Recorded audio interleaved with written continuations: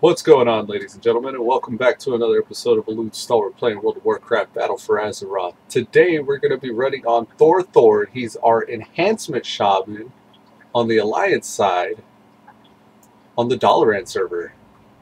I've been leveling this guy for a while, kind of like parking him and leveling him and parking him, and he's just been kind of sitting in Draenor for a while, and I decided I wanted to go ahead and get him out of that. I've been watching videos of like Mike Preach Wow and Signs of Kalani and a few guys on YouTube, and they've been talking about features of Battle for Azeroth and things that people are doing right now. And one of the things I thought was pretty interesting was the war mode and having that enabled. Depending on what server you're on and the faction balance, you can get as small as a 10% experience reward from having war mode enabled, or as much as a 30% if your faction balance is kind of lopsided against your favor. So last I checked, Thorthord actually had a 30% war mode enabled XP increase, and that on top of bind on account gear kind of busted me through Draenor pretty quickly. And I was excited about that because I was pretty much stuck in Draenor trying to get the pathfinding all done, because I still have to this day not yet ever gotten pathfinding in Warlords of Draenor. So I decided to go ahead and try to bust out as much of that as I could as possible. All I ended up doing was don't let the Talador hit you on the way out. I did the storyline in Talador, and I did a little bit of exploration, but there's still way too much of that undone for me to actually get pathfinding in Draenor. And I leveled through it so quickly, I'm just like, you know what, screw it. I'm not even going to bother.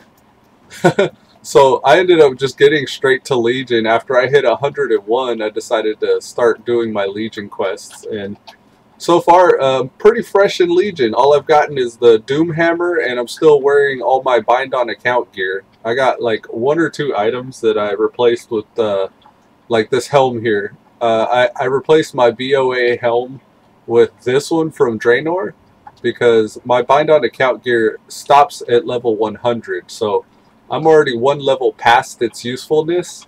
I don't even think I'm still getting the benefit of the XP increase from this. And before I go much further, I just want to hear if my audio sounds right. 100. Yeah, my audio sounds good. Okay, so moving right along, I'm going to go do some Legion stuff. Now, Thorthord, he's my enhancement shaman on the ally side. Since I have an enhancement shaman, well, since I have a shaman already leveled on the Horde side, I was able to benefit from having the class order hall mount. Also, I should have a title, I think. No. Still have to do all the quests to get the title, I guess, with Thorthord. Either that or he has to be a certain level higher in order to get that title unlocked. But either way, I'm going to go ahead and start getting cracking in Legion. I'm going to do what I need to do to get leveled up and get all the order hall stuff done here.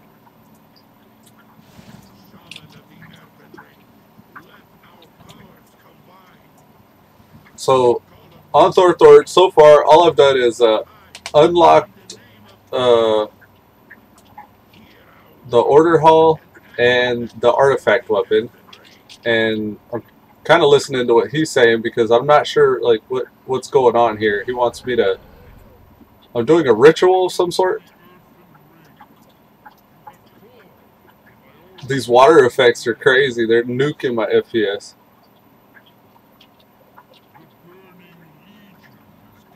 So they're just all advertising that the Legion's here.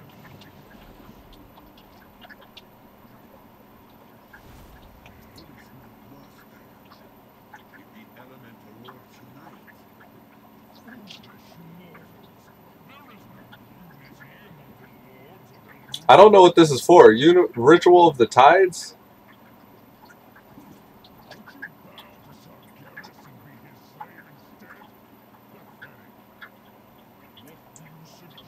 I think these are just all the initial intro missions for the class order hall. I'm not sure if you guys can read any of this text down here.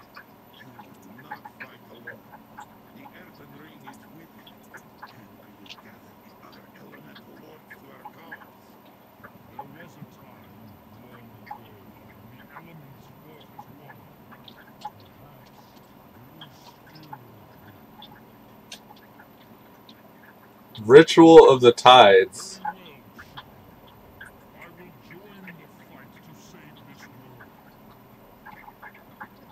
Alright, so we got Neptulon joining the fight to save this world, which I guess is good. Hydraxis. Bit of RP there. Complete quest. I think I have to do these. I think they're giving me followers. Recruit Stormcaller, Myra, and Drew. Okay, so I got a follower here. Now, Stormcaller Myra here, she's who helped me in getting my artifact weapon whenever I first started unlocking the class order hall as well. So that's for my first 2 followers. That's what that bit was about. Alright, moving along. All this water is just nuking my FPS. We got our portal to Dalaran up, which I'm going to do in just a second. I just want to unlock all this order hall stuff first. Now, my plan here in Legion is one of the allied races I have still yet to unlock is the High Mountain Tauren, which I've never really worried about because, honestly, like, High Mountain Tauren is probably the easiest one to unlock since all you got to do is quest in High Mountain.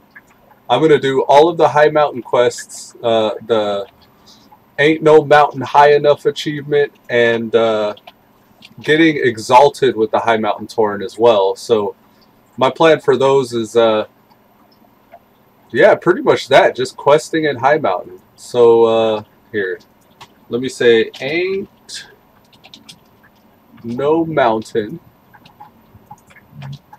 I'm pretty sure I've gotten this achievement before. My hope is that if I could just quest in High Mountain exclusively while I'm leveling Thorthord, maybe I'll get somewhere close to Exalted. But honestly, now as I'm thinking about it, I may need to log to my other tunes and start doing like world quests and stuff in High Mountain. That might be better. But I'm gonna level Thorthord in High Mountain anyways. I'm gonna try to get see what I can do to get exalted with them, with just this guy. Now we're doing a mission on the mission board. Okay. So yes, okay. Start that mission. Combat ally. Hydraxis. He's gonna give us a cooldown. I should have sent him out and used her as my ally. Oh well. Hydraxis arrives and douses you with water, cleansing all negative effects and heals. So this is just a big heal. Unfortunate. I don't want him as a combat ally. Okay, in 60 seconds we'll use Moira. Moira. I don't think that's her name. I don't actually know her name. Myra. It's kind of hard to pronounce.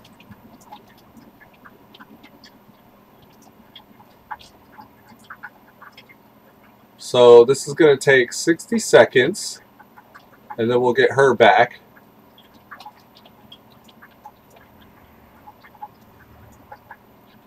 I guess I'll just hang out and wait for her to come back then. I don't think there's anything else I can do here.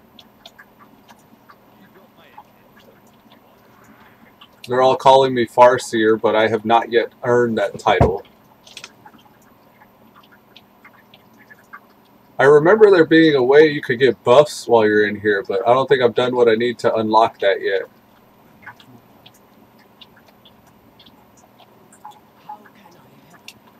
Hey, Proving Grounds. We could do some Proving Grounds.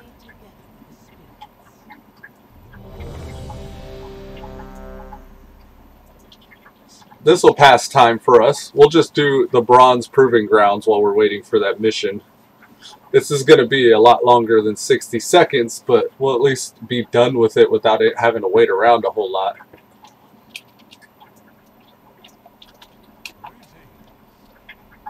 Let's do basic damage. Whoops.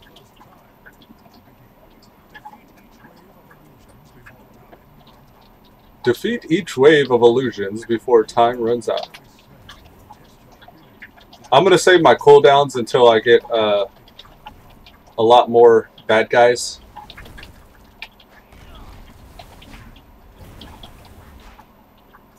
That's the first wave.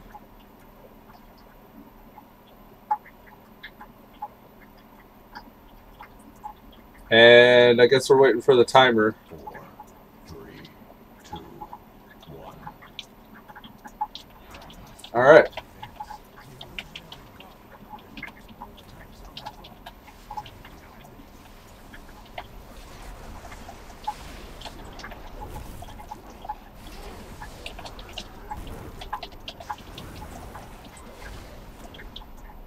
Oh, I still gotta wait for the timer. So Thorthord also, he has these he has the artifact weapon, the Doom Hammer equipped right now. I actually have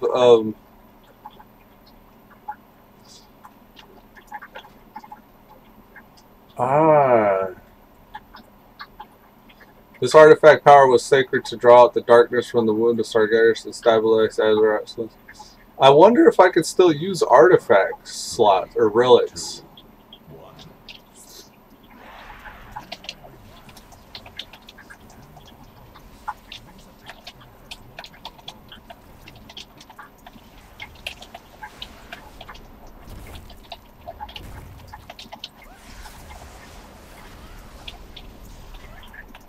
I'll get this one here.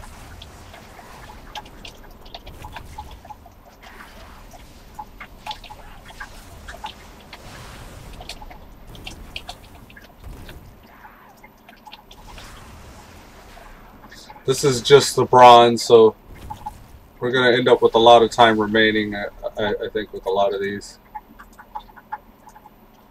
I wish this little thing would go away. You can view your mission progress here. I don't want that notification there anymore. Get out of here. 3, 2, 1.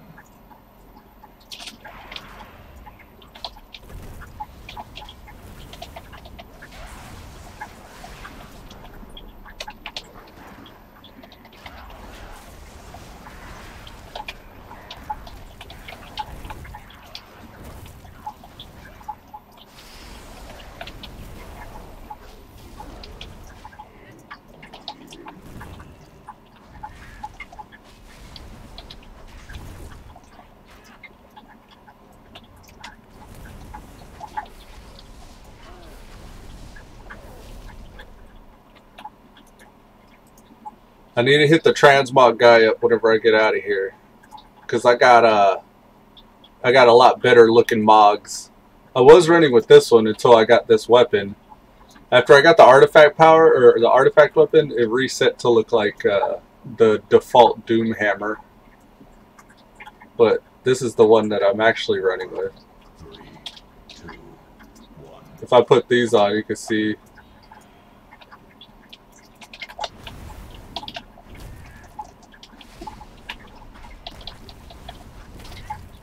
$152, yeah, 19 agility, 16 agility. So my bind on account maces are the ones that I got looking like my beefy weapon. And then whenever I got my actual artifact, I still haven't had the chance to transmog that one to look like the proper mog weapon.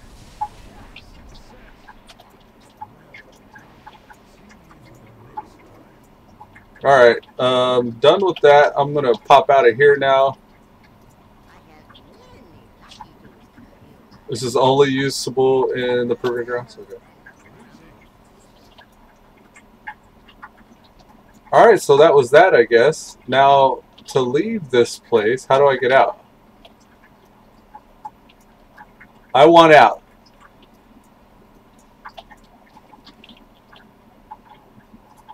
Aha! Am I stuck? Here, leave instant group. Yeah. There we go. Nice. Okay.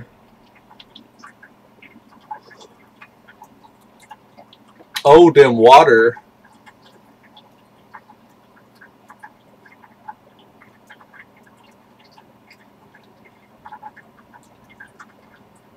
Okay. Let's get our follower back from our mission board here. Next. Alright, moving along.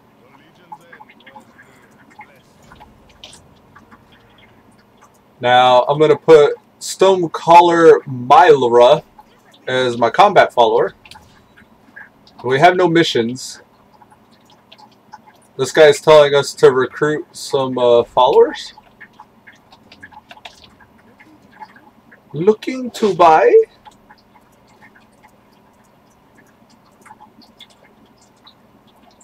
Oh, I gotta sneeze. Excuse me for a second. Okie dokie, I'm good.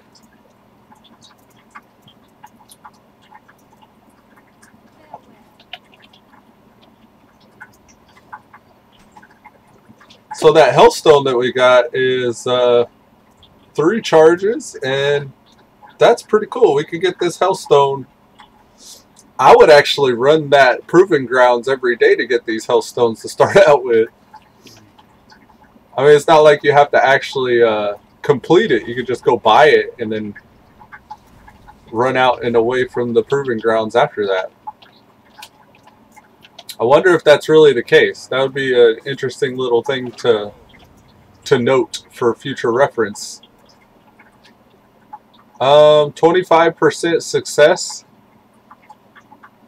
Journeyman Goldmine will arrive in your order hall to grant you the ability to research advancement in your tree. We only have a 25% chance to complete this, though. I don't know if I should do that because it's a 2-hour just for it to probably fail. Yeah, they want Stormcaller Moira or Mylara. I'll pass. I'll pass on that for now. I'm just gonna not track this, and I'm gonna go quest in High Mountain because I mean, really, we don't really have to do a whole lot in our order hall. Maybe if we wanted to unlock, like, you know, the title, the Farseer title, or maybe if we wanted to unlock the class order hall mount. We already have the class order hall mount, so I'm not concerned with it.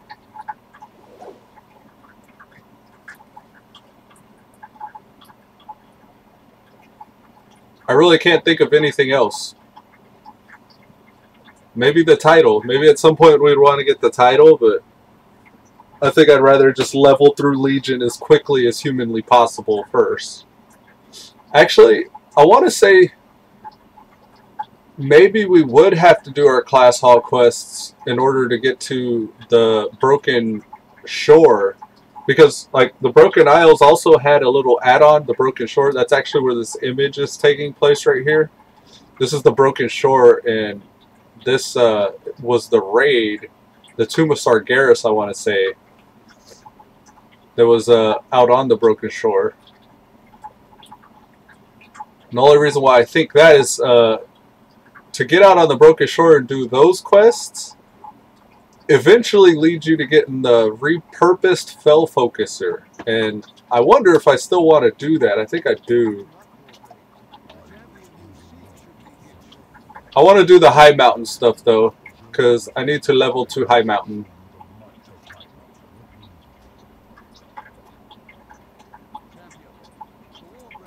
Yep, moving on.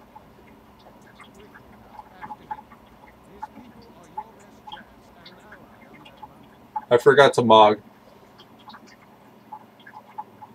We have our Dalaran and Hearthstone, though. We don't need to Mog at the moment. Not right at this second, anyways.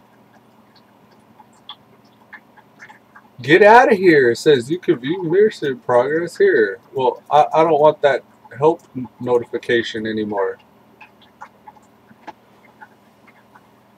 Vadi Gilop wants to sell fast leveling to 120, allied races unlock, mounts and reputation farms, world quest, island expeditions with a 19% discount. Over 4,855 Trustpilot reviews. Holiday sale at a website.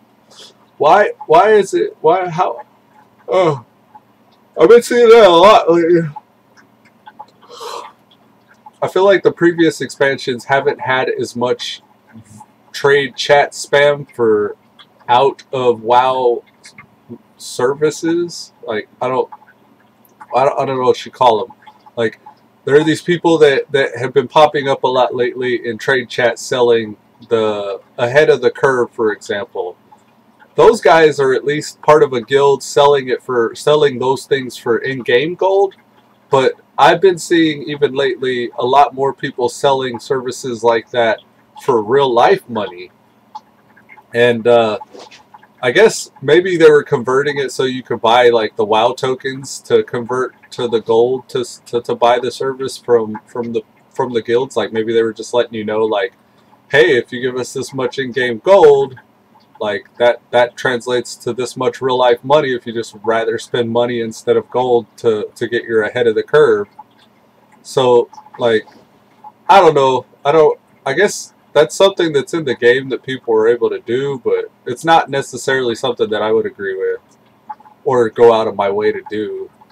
Like it just seems like it's kind of cheap. Like it cheapens the whole thing by being able to do that.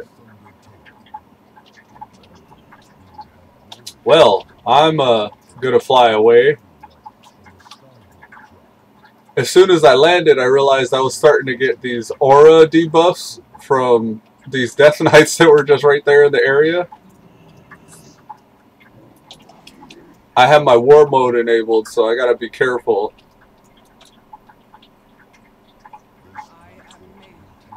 What's up, Mela?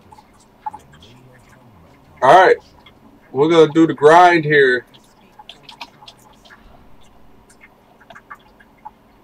I really wish that would go away. It's a little distracting.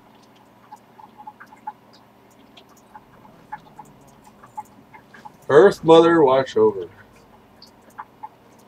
Now, this isn't anything we haven't already done a million times, so if I zone out, if I just go into, you know, drooling on my keyboard and mouth breathing, it's just because I've done this a million times.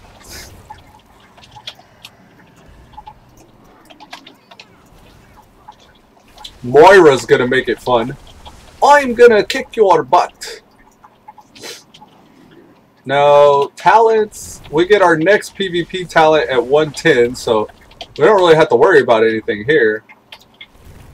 The ones I have for my PvP talent are Relentless, Shamanism. Your heroism spell now has a 60-second cooldown, increases haste by 20%, and only affects your friendly target. Only affects you and your friendly target when cast for 10 seconds. And heroism is no longer affected by exhaustion. So that 10-minute exhaustion won't apply to me anymore, but it's only a 10-second buff. Also, I got Spectral Recovery. While in Ghost Wolf form, it increases my movement speed by an additional 10%, but I also recover 3% of my health every 2 seconds. So those are my PvP talents.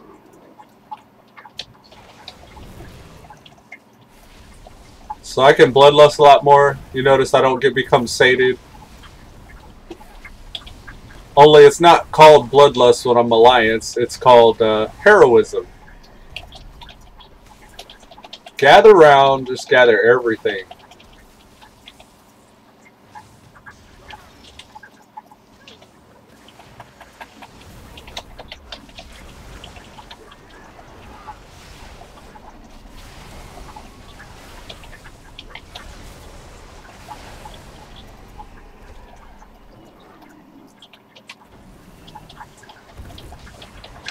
I'm wondering if I should dungeon queue. I don't know if I should.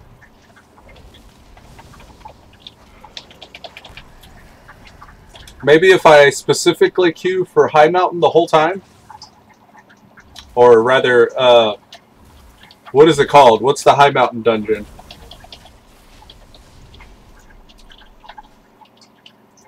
There's time walking as well. I don't think I can even queue for a Legion dungeon. Neltharian's Lair, that's the one I was thinking about.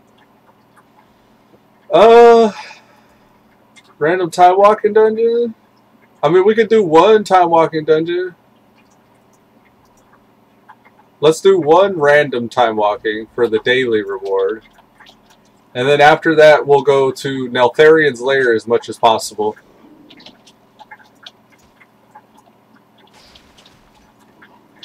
Alright, poison idols destroyed. We're going to get the remaining 2 of those. Oh, I wasn't close enough. There we go. Okie doke. And we'll grab this one. One more. Oh, this is just the bug sprayer. Okay. Get off of me.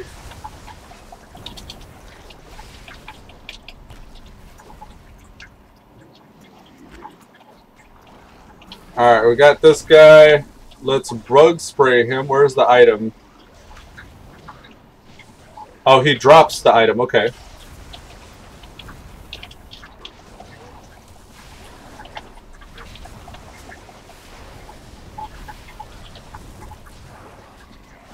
Now we're going to use one of those lock cookies that we got from our proving grounds. That's a pretty neat little trick.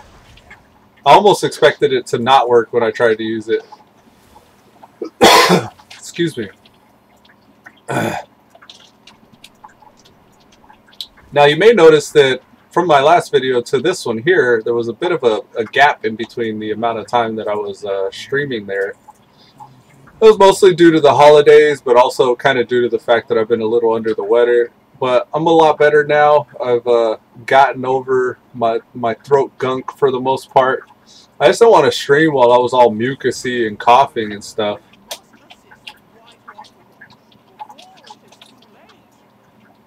Now, I want to turn the dialogue down, because that's... I don't really care much for the dialogue.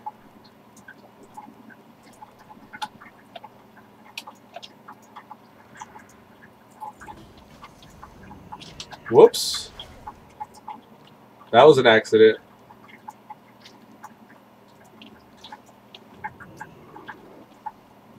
I started whacking that person. They were AFK, thankfully.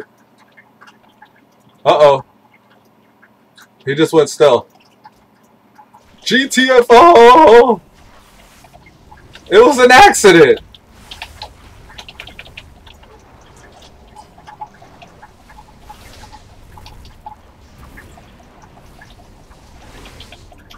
Shite. Oh no. Asleep. Shit.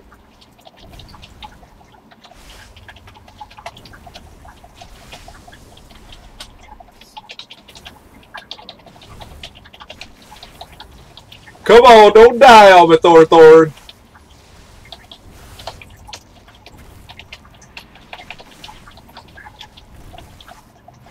Come on! No! He laughed too. Damn. I couldn't get him. I'm still too weak. That was grueling. I'm wearing too much BOA gear is the problem. Oh, Deanna showed up. I wonder if Deanna helped him. He said, Maka Gram Ko Nogu Kek.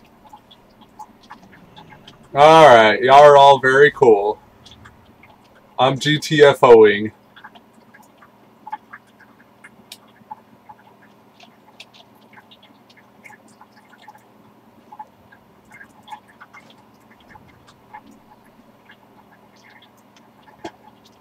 Alright, I got a spray Drogbar and return carts to the river.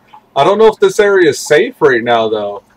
If I start getting gangbanged a whole lot, I might just take off.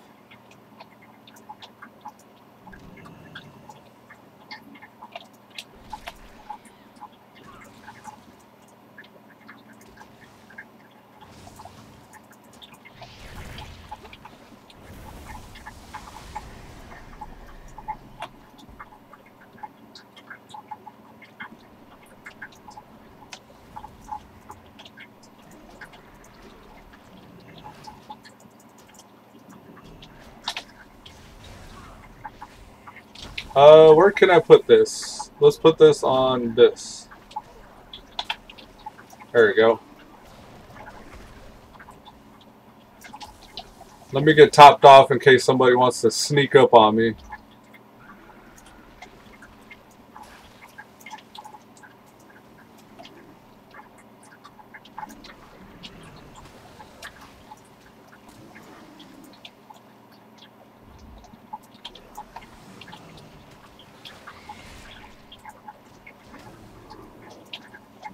Yeah, I'm pretty squishy still.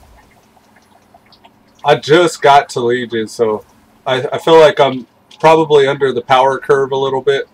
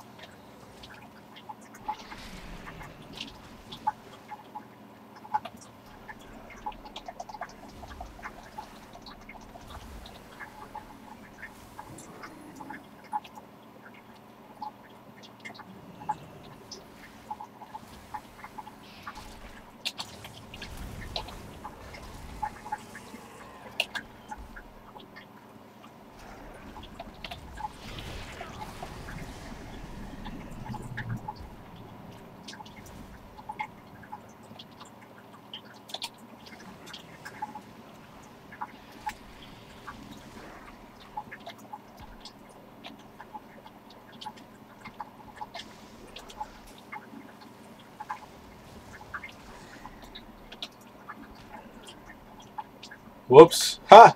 Kicked that fish the wrong way. I just right-clicked him. I wasn't thinking about which direction he was going to head.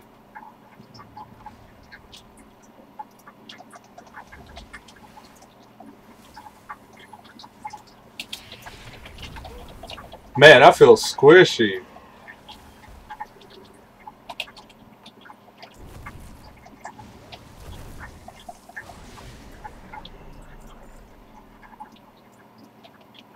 I accidentally kicked it up here. Oh, is it gone?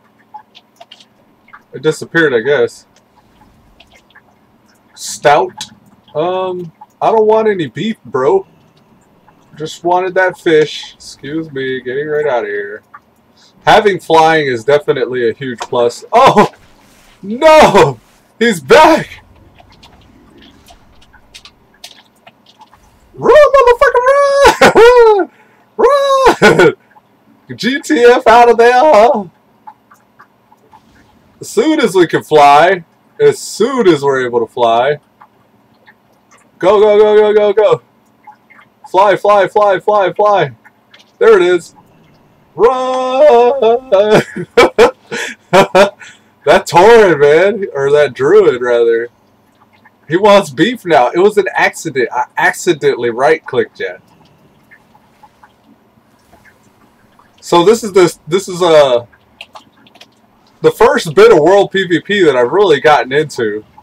Unfortunately, it's in a situation where I'm severely outnumbered. There's 3 Horde in the area. No signs of any ally.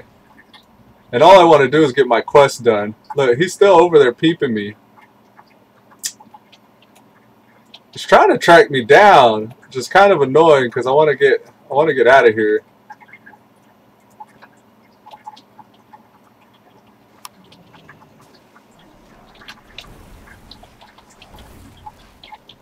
I don't need to spray any more of these guys. I'm just going to keep flying up in the air so he doesn't see where I'm going. There's that warrior again. I'm leaving him alone. I don't want to mess with you guys.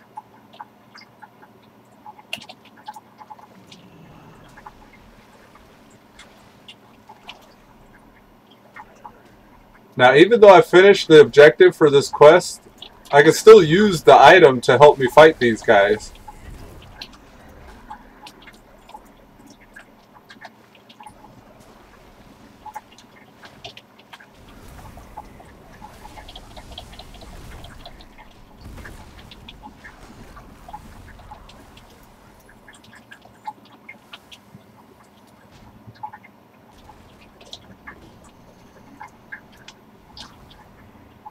Now all I gotta do for the bonus objective is just kill the stuff in the area that the river main are concerned with.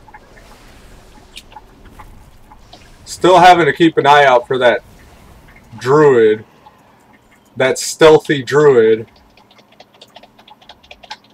Come over here, Drogbar. That warrior's still about. I need to keep an eye on him. It doesn't look like he wants to mess with me. Deanna, dirty Deanna over there. Helping that druid out, I'm sure.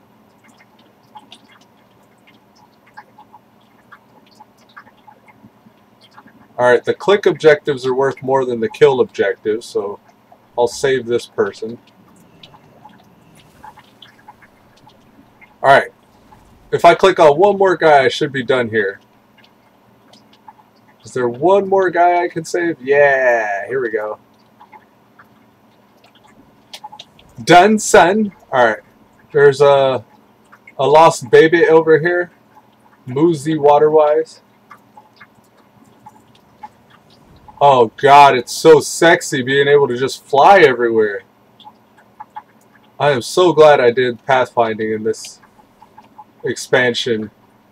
I mean, it really sucked being grounded all that time in WoD.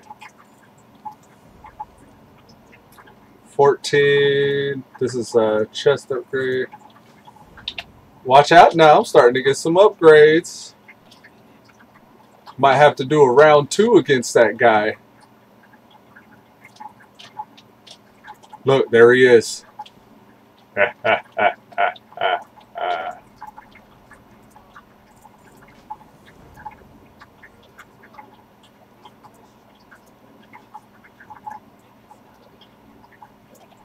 I'm going to set that guy as my focus. Okay. I guess if he goes invisible then.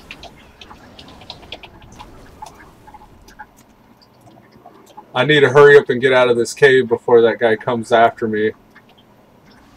I'm just going to beeline it as deep into the cave as I can go, as fast as I can. Because I'm going to get a big group of people after me while I do this. But I'll also be getting closer to that objective. Do I need to go back there? No. This way, right?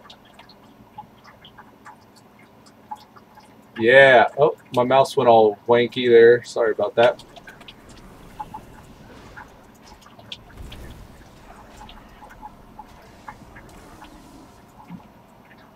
I'm going to hide behind this corner and just LOS everything I can.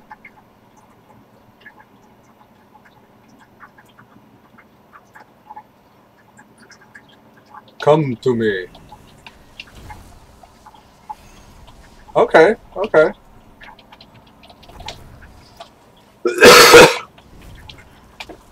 Excuse me.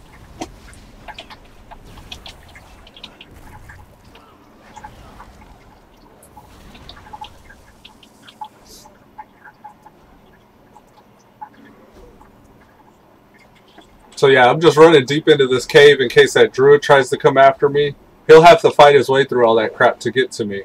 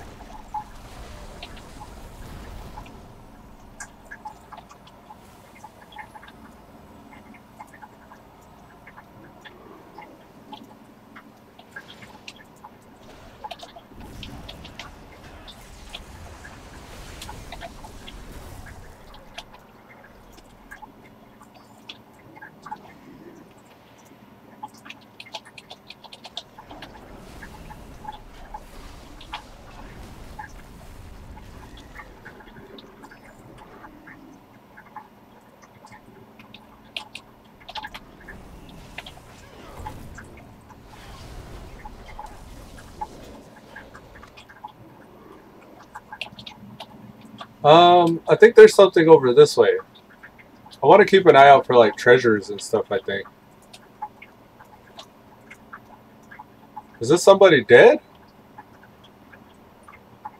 Can I res? No, that's an enemy, I think, that's dead.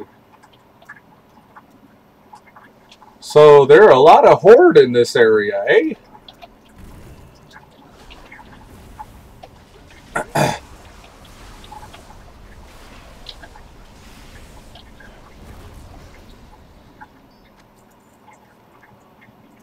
I gotta get empowered crystals. That's a ding. Level 102. That's right. Okay. Empowered crystals. So killing these elementals drop the empowered crystals, but I think I can also just loot them.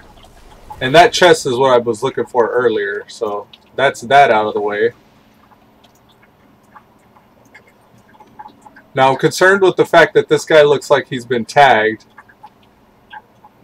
That druid's probably in the area. Alright, I'm going to click on these crystals. Hopefully not pull any aggro from the Horde.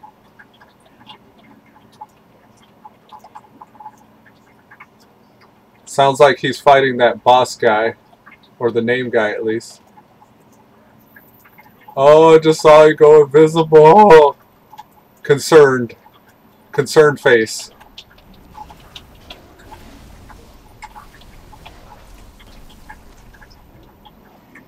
Ah, shite.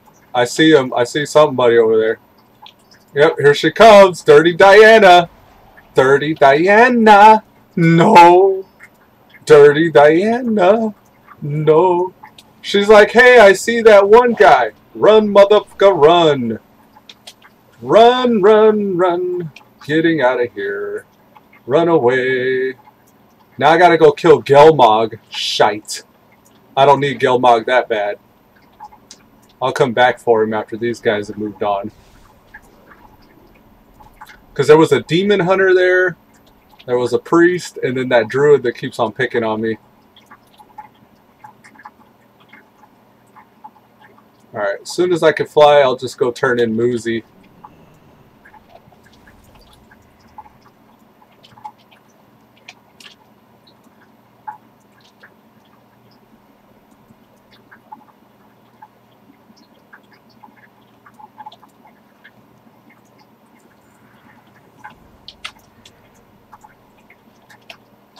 Alrighty. Now, our eye level, once we get to 138, we can do dungeons in the Legion land. So I need 3 more eye levels. Dark Wolf Gamer says, what's up, man?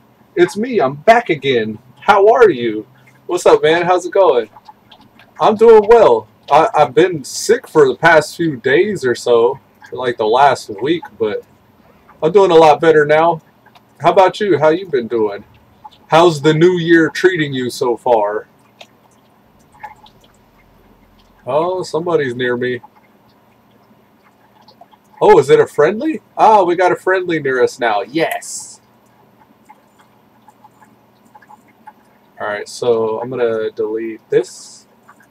We no longer need the BOAs. At least not until we upgrade them. Might as well just get rid of all these BOAs.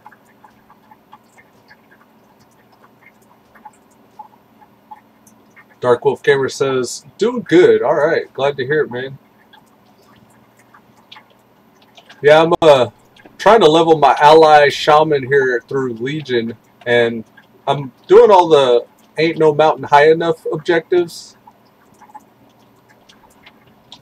So I'm leveling in High Mountain with the intention of unlocking the High Mountain Tauren if at all possible. That's the newest, one of the new allied races. The allied races, they're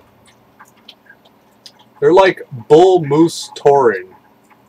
I don't know how else to describe them than that. They got like the moose antlers, and they're basically tauren other than that. I mean, they get a racial ability called Bull Rush, where they can charge forward, stunning everybody in their path, which is kind of cool.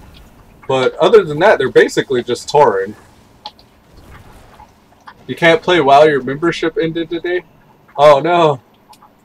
I'm sorry that you're sick. I'm okay now. I mean, I still got a little bit of a cough, which I thought I was over, but the mornings and the nights are usually where it hits the worst.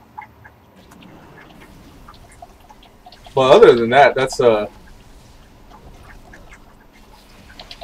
it's not really been a problem, not much lately. That sucks your membership ended though. Unfortunate. Well, one thing I found out the other day, I was running with my wife, and she just pays the $15 a month sub, and she could play up to level 110. But even before that, on the free account, if you're not paying any sub, if you have an account, you can level any character up to 20 at least. So while you don't have a membership, you could try all the different classes you're curious about up to level 20. The only downside to that is you can't trade. You can't do stuff in the game like trade or...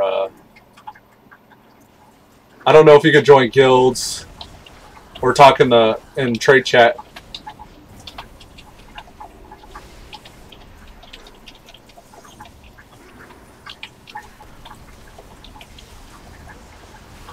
Wow, we started right off in the shit here, and doesn't look like the tank's holding aggro too well. Oh no, that's right. There's these guys, the berserkers. They just do damage to anybody. So that's not anything that's the tank's fault.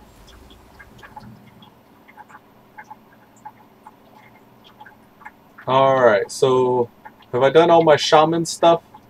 Somebody left.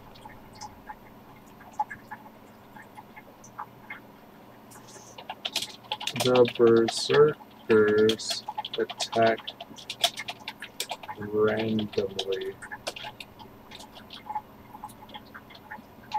Nothing you can stun / CC them.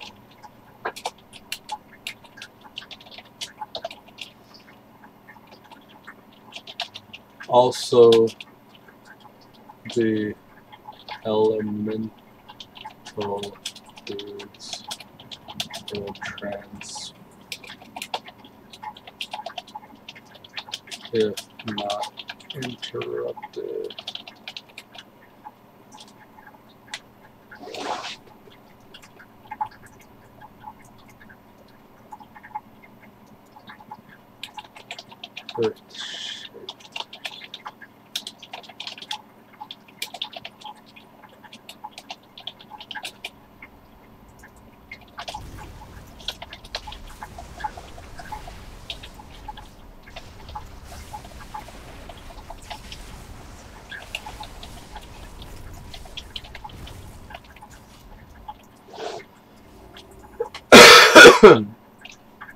They're saying Millhouse hits like a truck now, I think.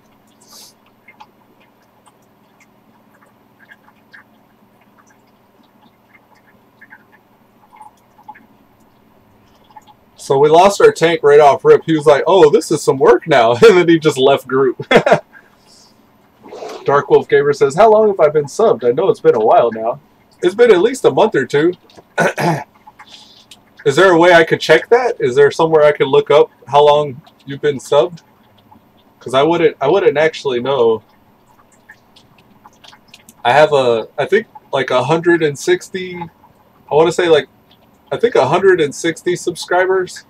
I couldn't tell you how long most of them guys have been subscribed. I mean, I could probably dig around and look around on my my dashboard and eventually figure it out, but I don't know like where to check at this moment.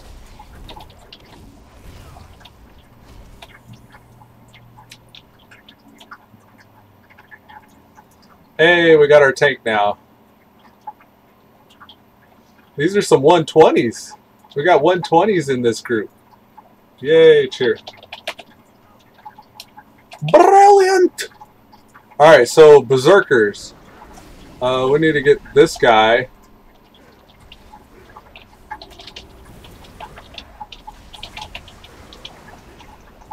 Man, something is stunning me.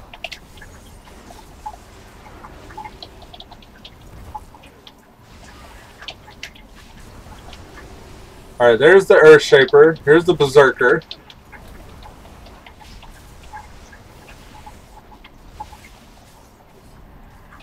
There's a fear. I didn't realize something could fear here.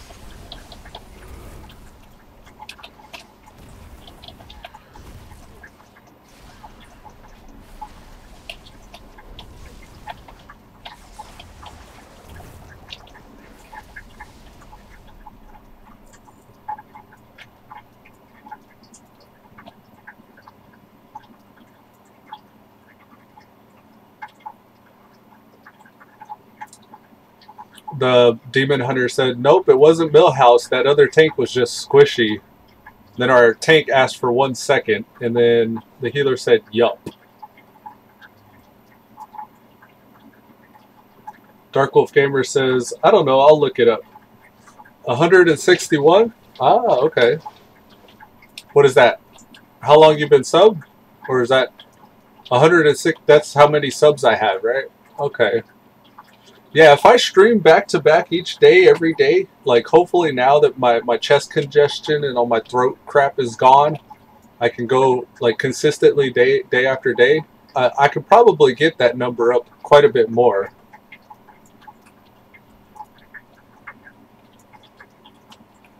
Alright, come on.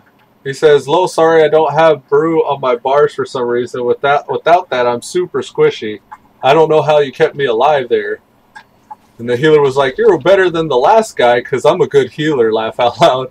Okay, we're not going to toot our own horn here.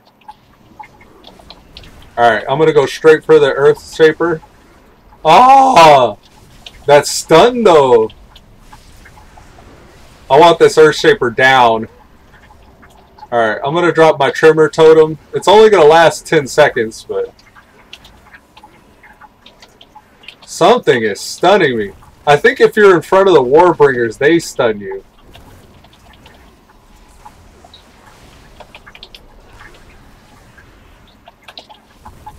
Get out of here, spinning, slashing dude.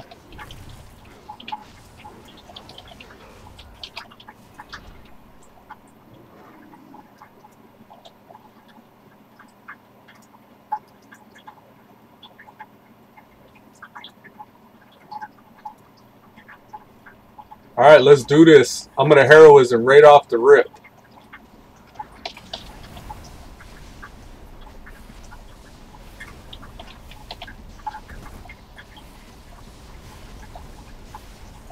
We want to watch out for those spikes he's throwing out. We don't have to worry about it this go around.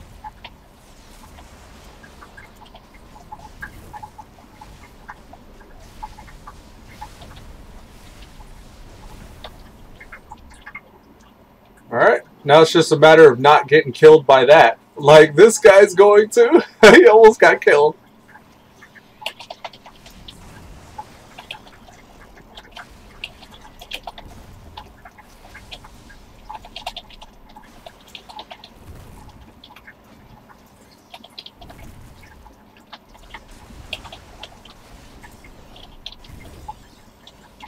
Alright, here he is. Let's finish him off. Watch out for that crystal barrage there.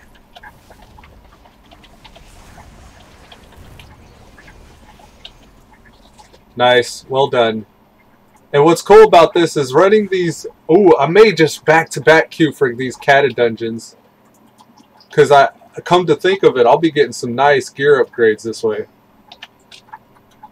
Crit strike and agility? Don't mind if I do. I'll slap that on right now. I also just respect my talent. Sorry if I'm squishy. Okay, we get it. You're squishy. Now with these guys, the Crystal Spawn Giants, if you jump before his Quake is finished casting, you don't take damage. You'll notice after he stops, the whole party's health bar goes down. You can mitigate or avoid that damage by just jumping whenever he does that. And what's interesting is I think the Priest is actually just levitating and avoiding it, which is pretty smart. With just a little bit of timing and a little bit of skill, you can avoid that Quake though.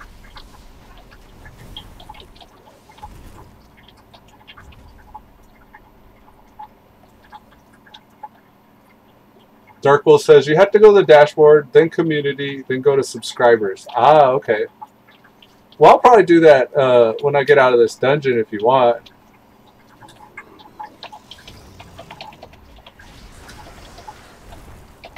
Alright, we want to stand behind these guys when they're casting Flurry. And then watch out for these adds.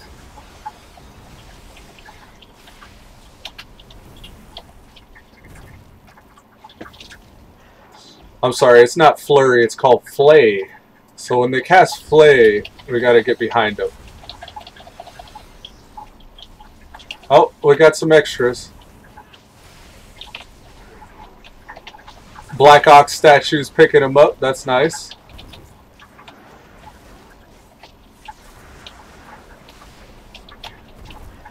We don't want them things facing us.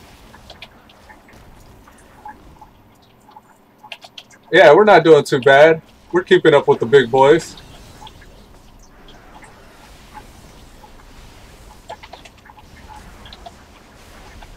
Alright, we got one facing us. We don't want that.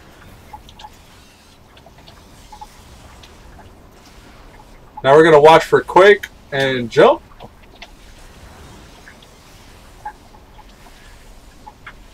Shit's hitting the fan just a little bit. Here comes another Quake and jump. I love this. I love the fact that these old world dungeons are such a challenge for people. It kind of validates, like, you know, all that time spent back in the old world, being able to remember these mechanics like this. It's so nice. It's so very nice. For a long while I had the sprint totem, but I think I got rid of it. Yeah, Windrush totem, I ended up going with Feral Lunge.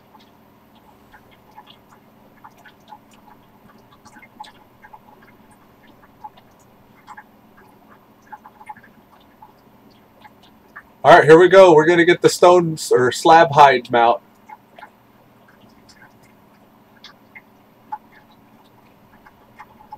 A little bit of banter going back between the healer and the tank.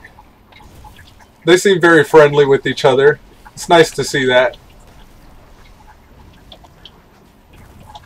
Dark Wolf Gamer says, do you play Fortnite on PC? It's free.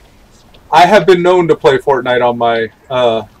Actually, I've streamed a bit of it. I got the videos up on my channel.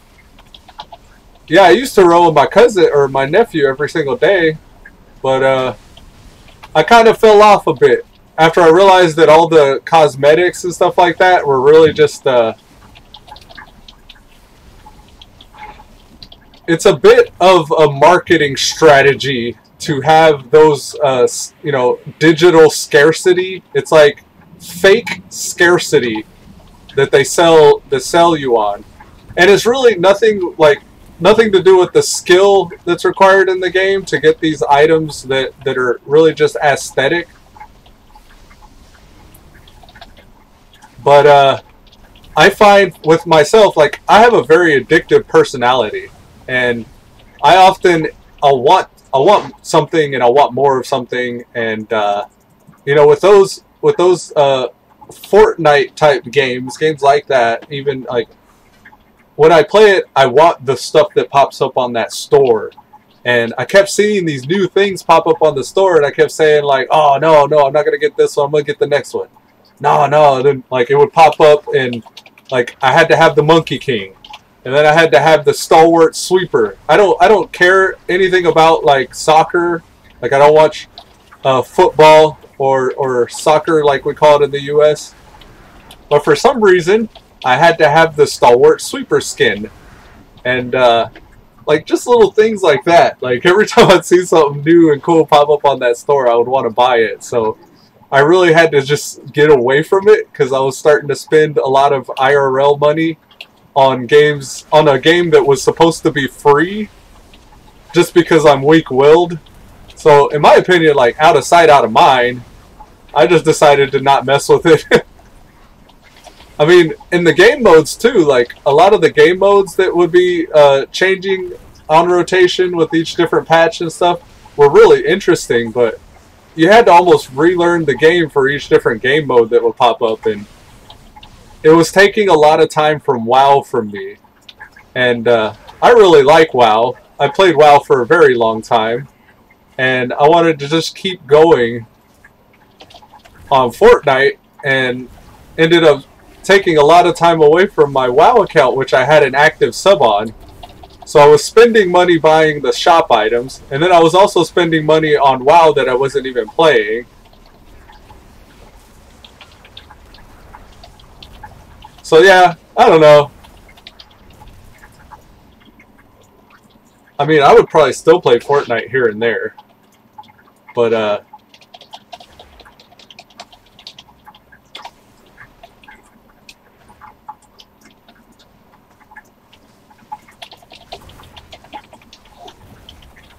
so I could try to donate later $15. What, on Fortnite? Well, if you want to donate anything, I have the Streamlabs link down below. And then I also have Patreon, but I think I'll be leaving Patreon because apparently Patreon is, without having to get into a whole lot of it, Patreon's bad juju. And if you're curious what I'm talking about, then check out what happened with the Son of Arcad on Patreon, and that's pretty much what I'm talking about. I don't like platforms that infringe on freedom of speech. And I'll just leave it at that.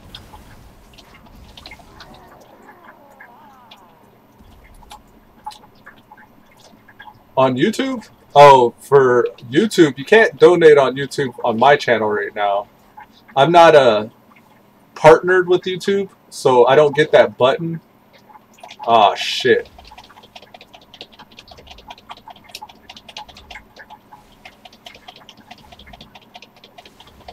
Ah, shit.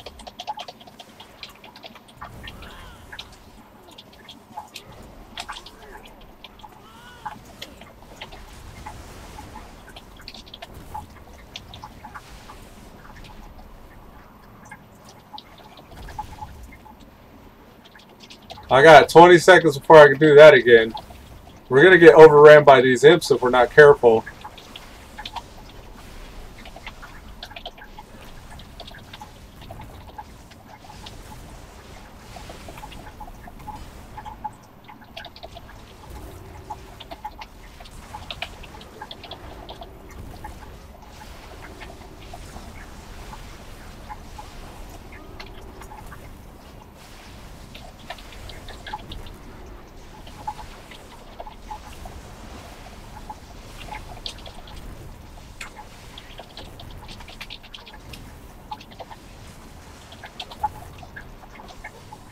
Damn!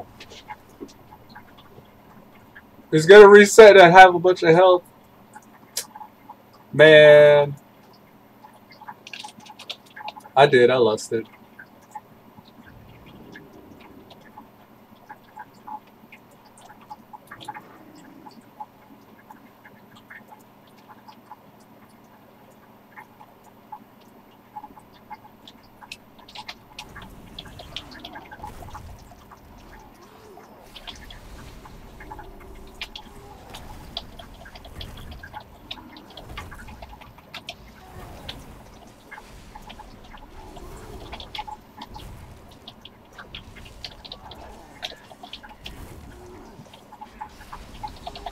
They tried to say that because I didn't lust right off the bat, that's why we wiped.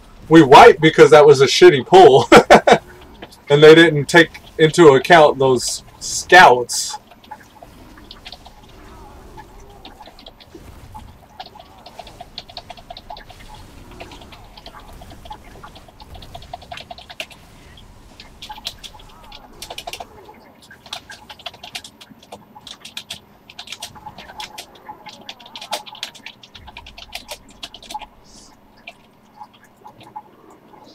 I say, hey, I'm just a level 102. What you expect?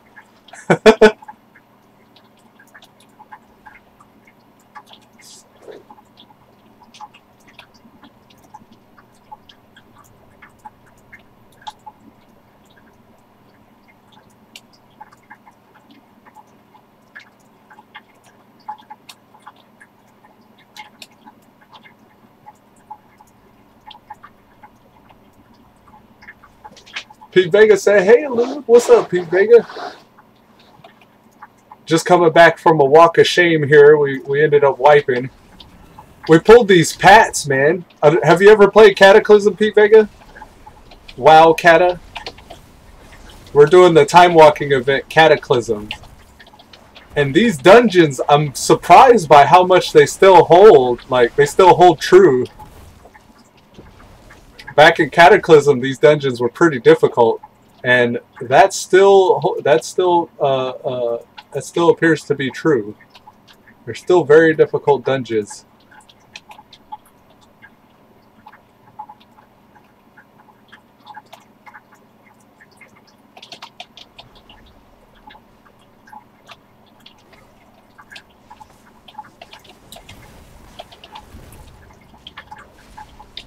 P. Vega said yes. He said, oh, Dark Wolf Gamer said, be right back, man. Alright, Dark Wolf.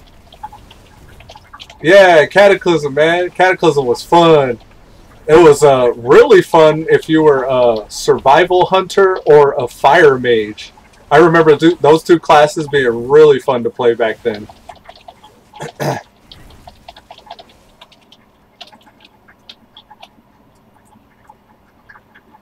Alright,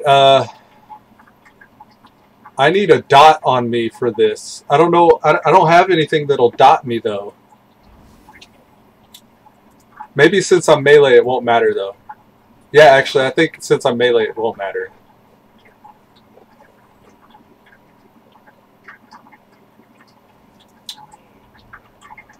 Alright, let's do it. Oh, actually, my flame tongue is a dot.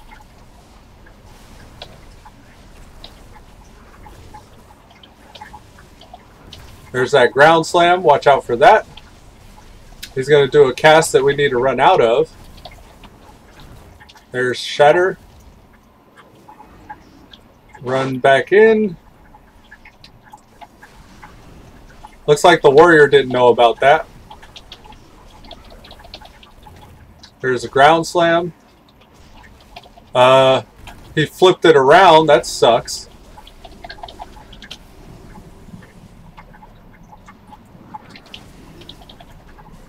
Alright, we're going to stay well away and back from that ground slam this time. The tank can't be turning him like that. I don't think he realizes how that ground slam works. He needs to get out of the cone effect while still facing him in the opposite direction.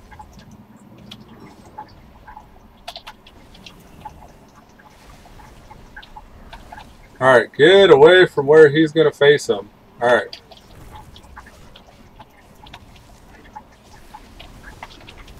Incoming Shatter. Watch out for Shatter.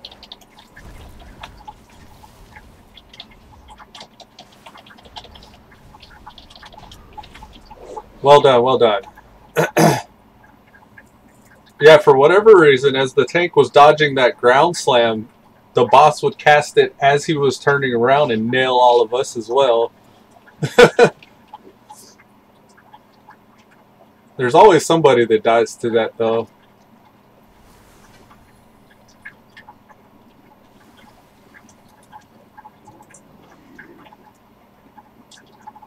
My enemy cast bars aren't on either. The fuck happened to my UI?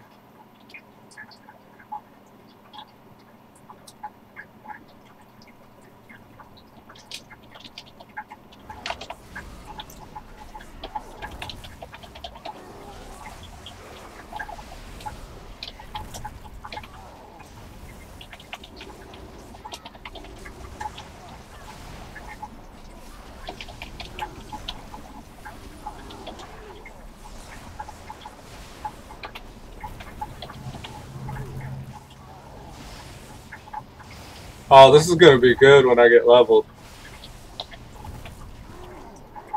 Pink Vegas says, bad dude. Yeah.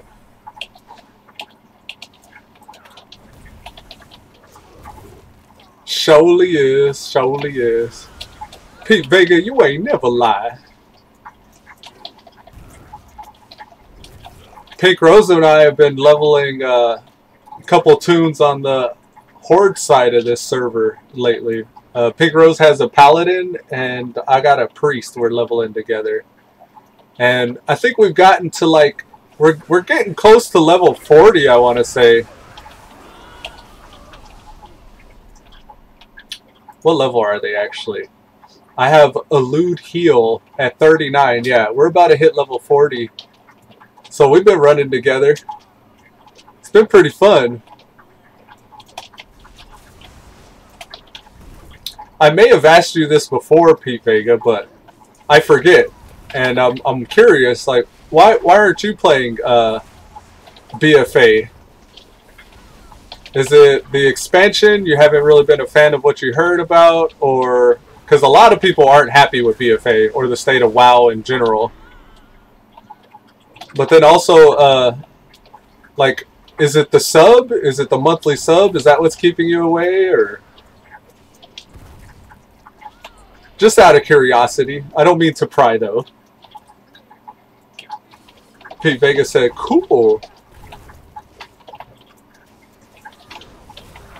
Yeah, man, we're having a blast leveling up. It's interesting seeing a lot of that old world content now as a WoW veteran that's leveled many tunes. Now if I go back and level a tune, it's like a whole new game. It's a whole different experience than it used to be. Because of all the optimization that they've done, both to like leveling and questing, but then also like the dungeons themselves have changed a little bit. And been simplified a lot more. They're a lot more straightforward, and they all have quests as well.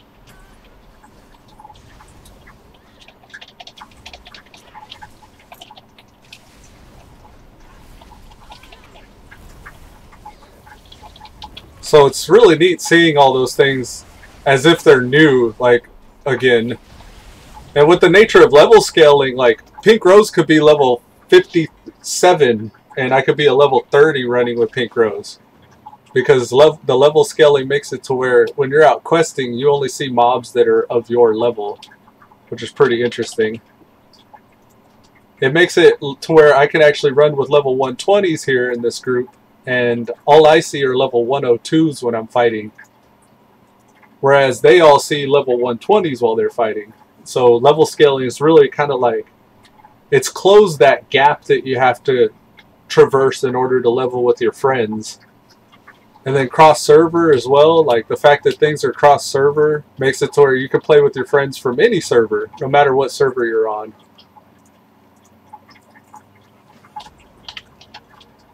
Oh yeah, I just got a 26 slot bag from that. Yeah buddy, I'll replace this 16 slot. Look at that, very nice. And now I have a 147 time warped helm that I can put on. Nice. Okay. So let's see. Let's go hunting. We're gonna take Addy hunting here. You're not playing commercial for now?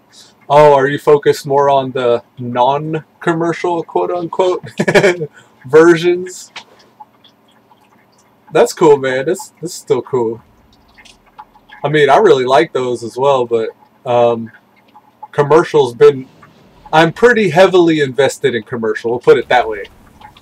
But with all my 110s and my 120s that I'm beginning to level up, I've been playing WoW, this account WoW, for more than 10 years. I want to say more than 10 years. I can comfortably say that. If I thought that none of my progress on those other servers was ever going to be lost, if I thought that I would always have that progress, and that I actually owned those characters on those other servers, then I would probably play those. But there's a sense of security in playing commercial WoW that I appreciate. A sense of not going away. P. Vega said yes.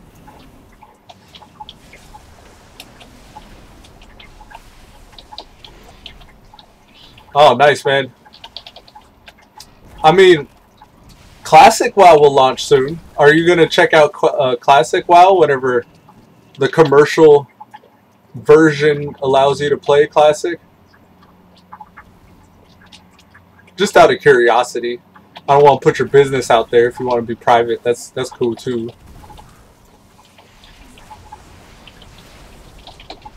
Because if you do play Classic, then I want to get you in on the Stalwart Vanguard community. Right now, it's just me, Blue Strider, and Pinkrose in the Stalwart Vanguard. But the more of you viewers that I could get in on the commercial version, the more I can invite to the in-game communities that I'm setting up. I have a NA account and an EU account now in the commercial WoW. So on the NA Horde side, there's the Stalwart Vanguard here. And then also on the NA EU or NA Alliance side, I have the Stalwart Vanguard.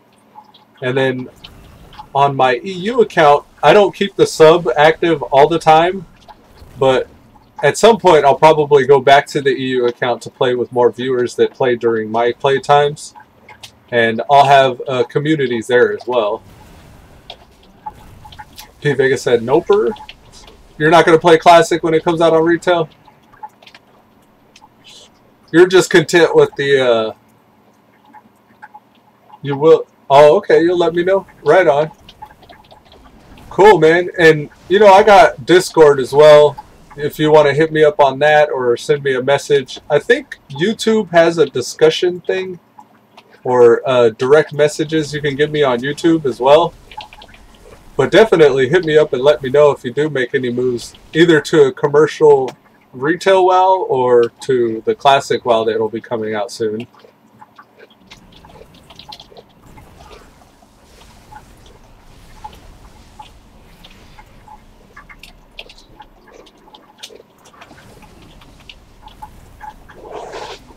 I'm very appreciative of your viewership though, man. Like, I'm surprised you still come in and say hi to me even though I'm still not playing back there on those servers.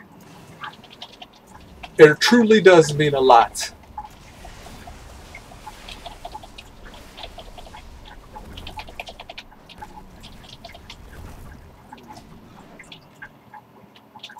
I recently got Pinkrose their sub for the NA side.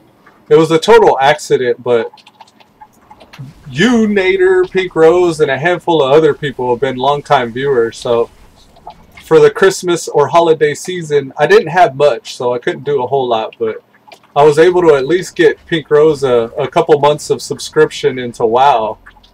And it was totally by accident that I gave Pinkrose a North America's region sub.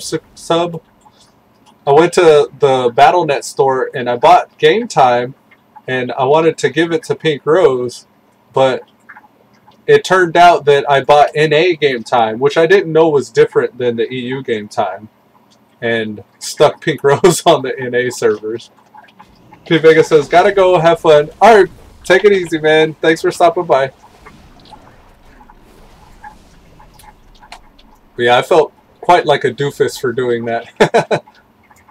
But it worked out for the best. Pinkrose actually enjoys NA and was thinking about sticking around on it, so it was all for the best.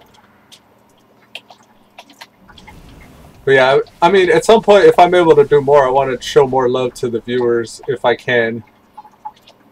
It'd be really nice to have you guys all in the same guild running together. At some point, maybe in the not too distant future.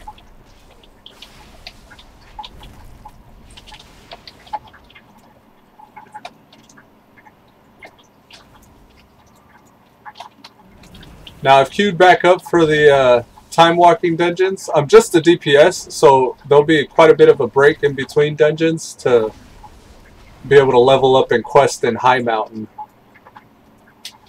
which is a good thing.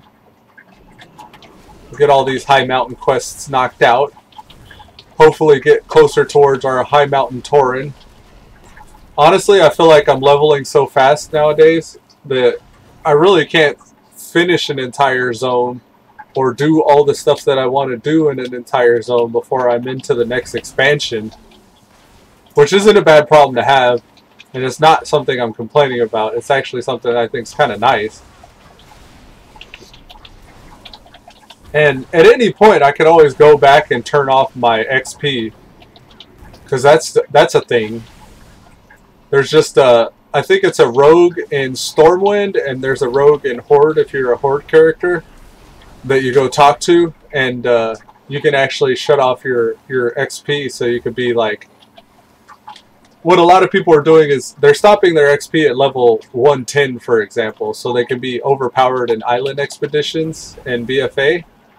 But another thing that's probably more known is you can shut off your XP in Battlegrounds, so you can PvP in the highest level of any bracket and twink out your character. Get all the best gear for a level 39, and then play twink 39 Battlegrounds. And just run around one-shotting people, because I guess that's entertaining and fun gameplay for some folks.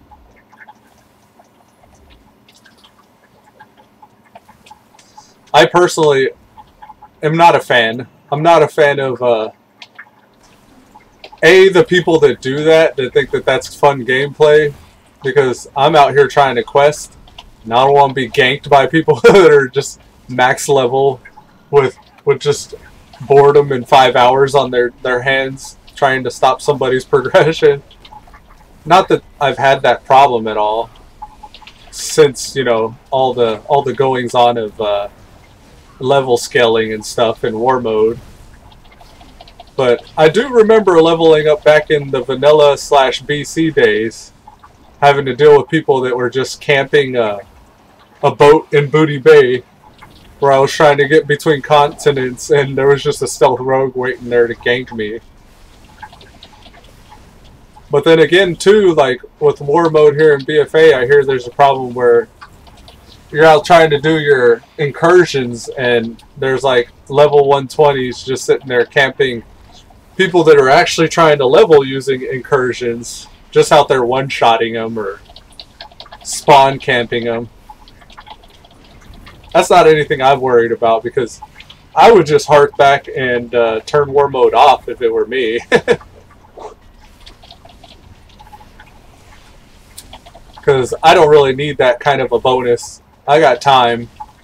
I don't need to rush or hurry up to get like the maximum reward for the least effort. I could just take my time and get the reward I want for the amount of effort I feel like. Alright, so there's a rare? I don't know if I care a whole lot about rares, but I could kill a rare if I see it. This guy here, Bristle Maul. Let's see if this is worth it.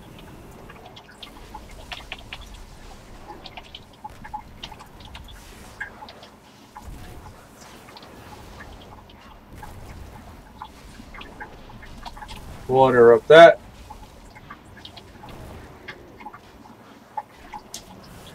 He had a nature damage buff that I purged off. It was kind of like my lightning shield or thorns. It was bristling fur where it dealt nature damage to attackers. I just purged it. And I'm going to interrupt that Den Mother's Roar. And continue my rotation. So all we got from that was order resources. And I'm not sure how much XP. I wish that showed my experience. Yeah, it doesn't show experience? Oh, okay. I don't want to jack with all that.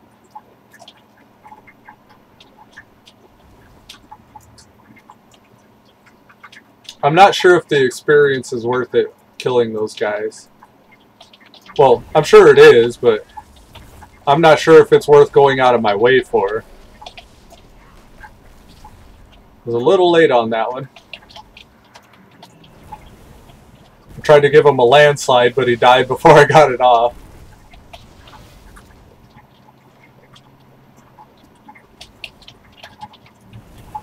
So nice having flying.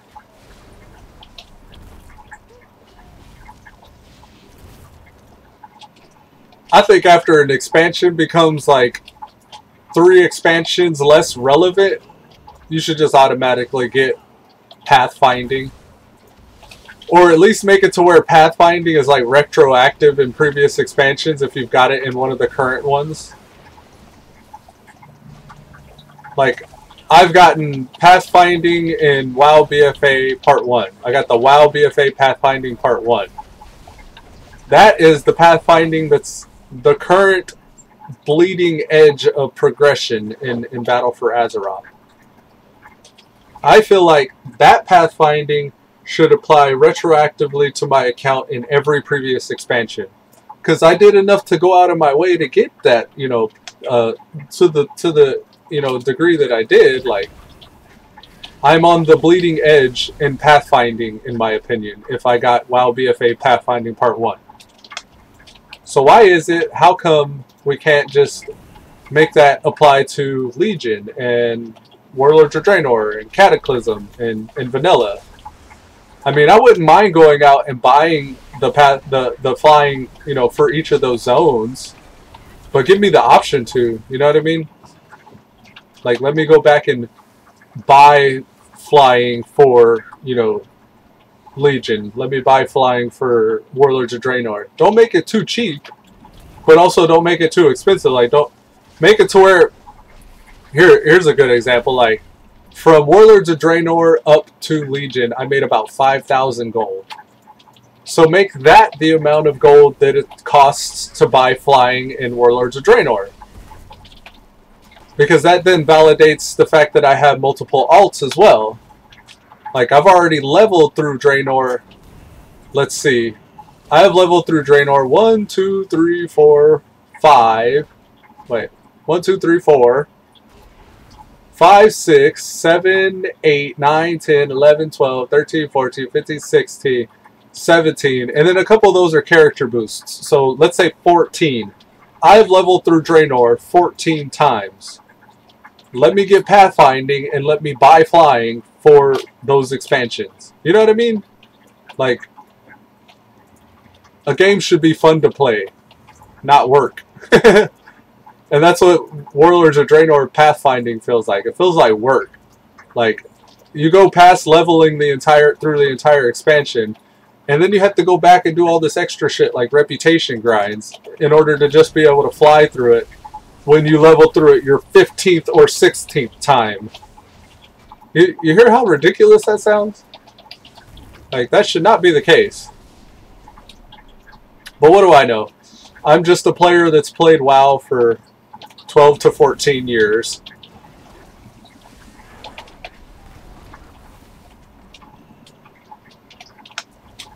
A little bit of a tangent there. I just went off on a little rant there.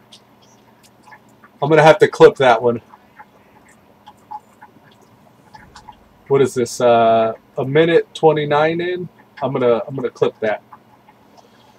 1 minute 29:00. 1 second, folks. Pathfinding rant. And I'm going to save that as show notes. Show notes. This is 1.3.2019. Alright. Thankfully, this hunter didn't decide to gank me. Alright, moving right along. Let's see, we got Gelmog. Alright, so that druid and that priest should be gone from this cave. I'm going to double back and do this little river main water cave to go kill the last boss, so I can just finish this quest. I may kill that fish because I think that fish has a trinket. Oh, really?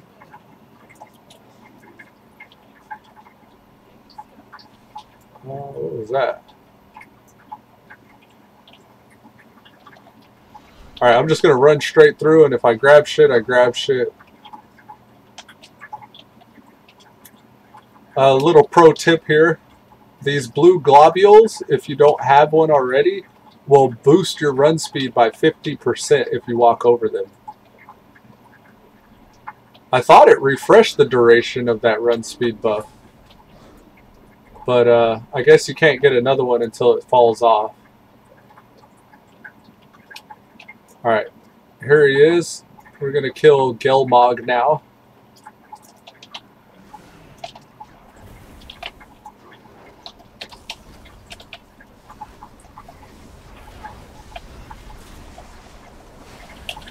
I should kill the little ones. Dang. I was going to kill the little ones before he got too low because this is what happens. Well, actually it's not a bad... When we're frozen, I guess we're even immune to damage. I thought we were going to still be taking damage while it was frozen.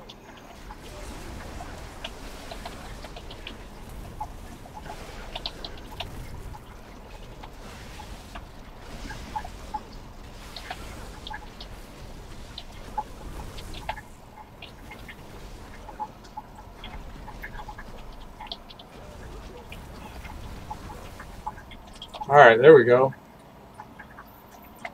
Now we could choose a frost, an iron.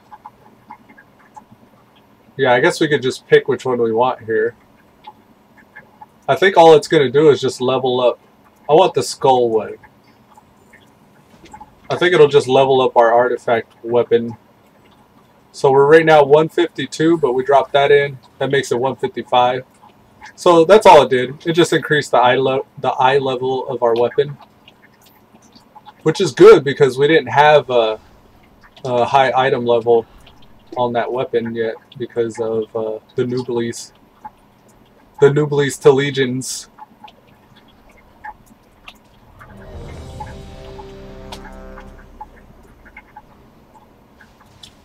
Just beelining it out of the cave. Disregarding all aggressors. We look lightning. It's pretty cool.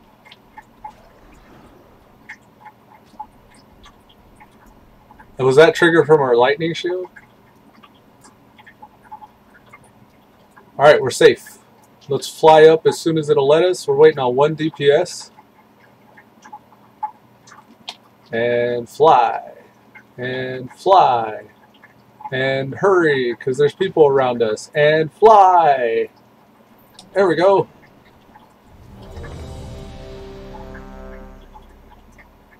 Thorthord. Thorthord. That's how you're supposed to pronounce that. It's supposed to sound like a dwarf saying it.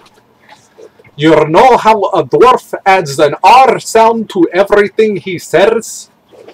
Well, that's how you say his name. Thorthord. Thorthord. Thorthord. It's kind of hard to pronounce. Damn. I fixed my Mog at least.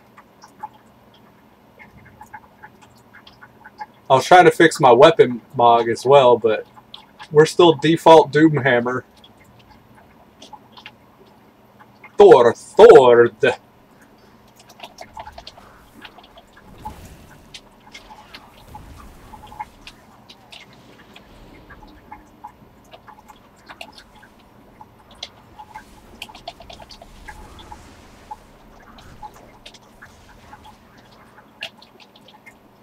Here we go. This is where the magic's happening.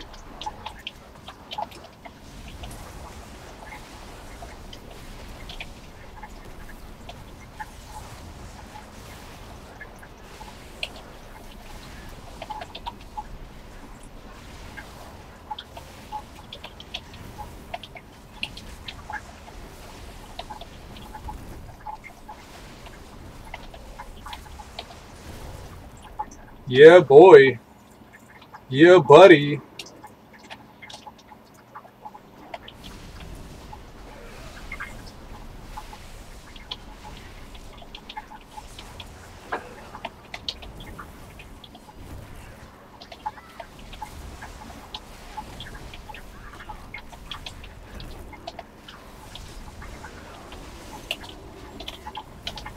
Oh, I think I just figured out something about this Tell Me When.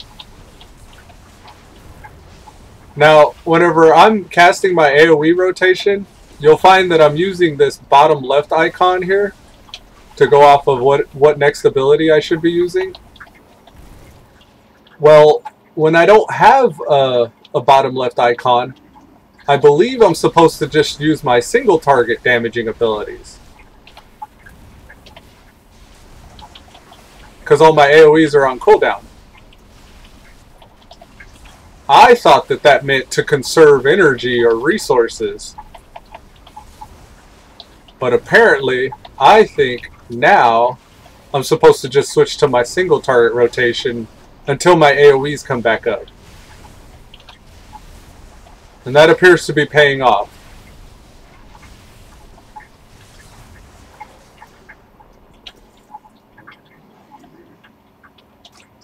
So, a little bit of a lore or background or history on the name Thorthord. Thorthord. It's supposed to be dwarvish, and it's supposed to mean Thor's hammer. So I got the name Thor's hammer for my enhancement shaman, Thorthord. And it kind of fits the RP because as I'm fighting, you know, I'm using a hammer, which, you know, is the Legion artifact weapon, the Doom Hammer. But it's also fitting the Thor RP in the fact that, like, I'm using all these lightning abilities and getting all that lightning effect. So it's really fun to play whenever all that's going off like that, and your name is Thorthord, or Thor's Hammer. It's just a bit of the RP that motivates me, you know?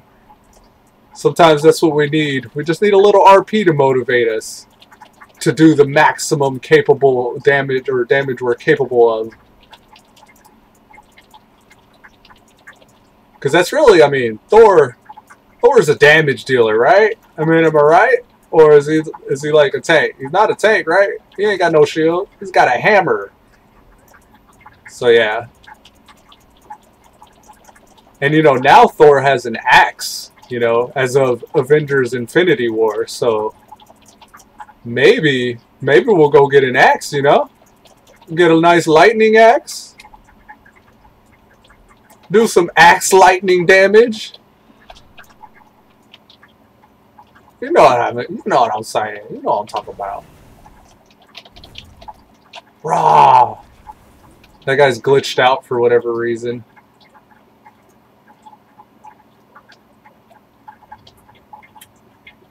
The Pally, oh, our tank here is outrunning everybody. Let's get up over there.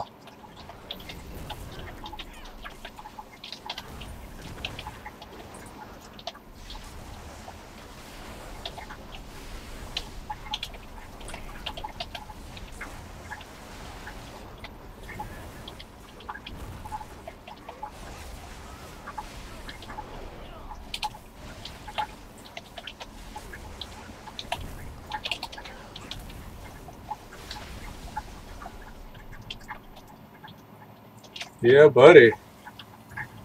Feels good. It feels good to chamois. What's up with the people in the ground?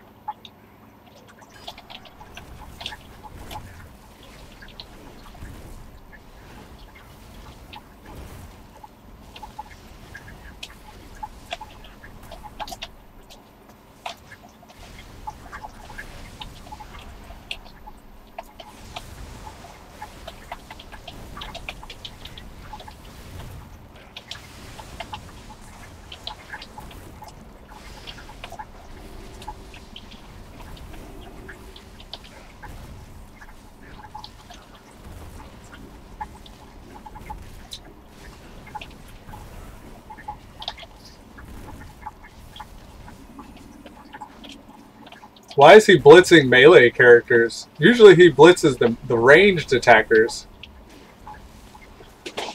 I've been feeling like that each time Cataclysm, or Time Walking rather, each time Time Walking comes back, I've been feeling a lot like it's been tweaked a little bit. So more and more I'm getting the sense that they're tweaking these old world dungeons. And this is it feels like one of the things that they may have been tweaking is the mechanics of this boss, at least. But then also, like, another thing that I'm noticing that's different is, like, shit that's being glitched into the ground. So this boss has been changed, and then the fact that, like, some of these mobs are glitching out like this, like being stuck kind of halfway in the ground. That one's just an orb. I don't even know if you could attack it. But yeah, it's strange. Very strange. Something's up there.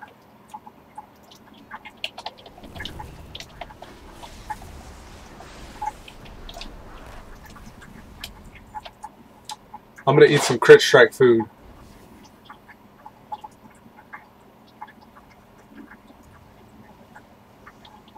just because it's in my bags.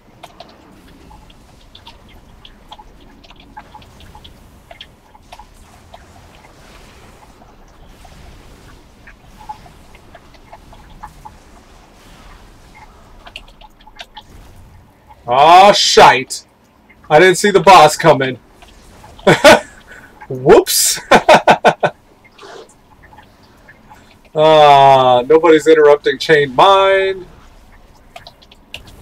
I love this. This is what it's supposed to feel like when you run Cataclysm dungeons. This isn't current content, so people don't know what to do.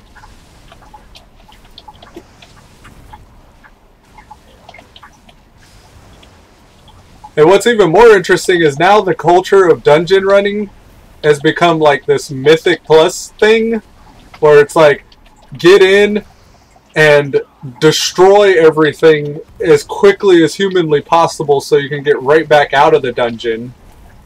And I mean, to a certain extent, those are high-level players, right? You know, the Mythic Plus guys and all them timed runs and everything. A lot of the mechanics are more punishing, like the stuff on the ground and the things that you have to interrupt and stuff like that. Things that you must CC or stun.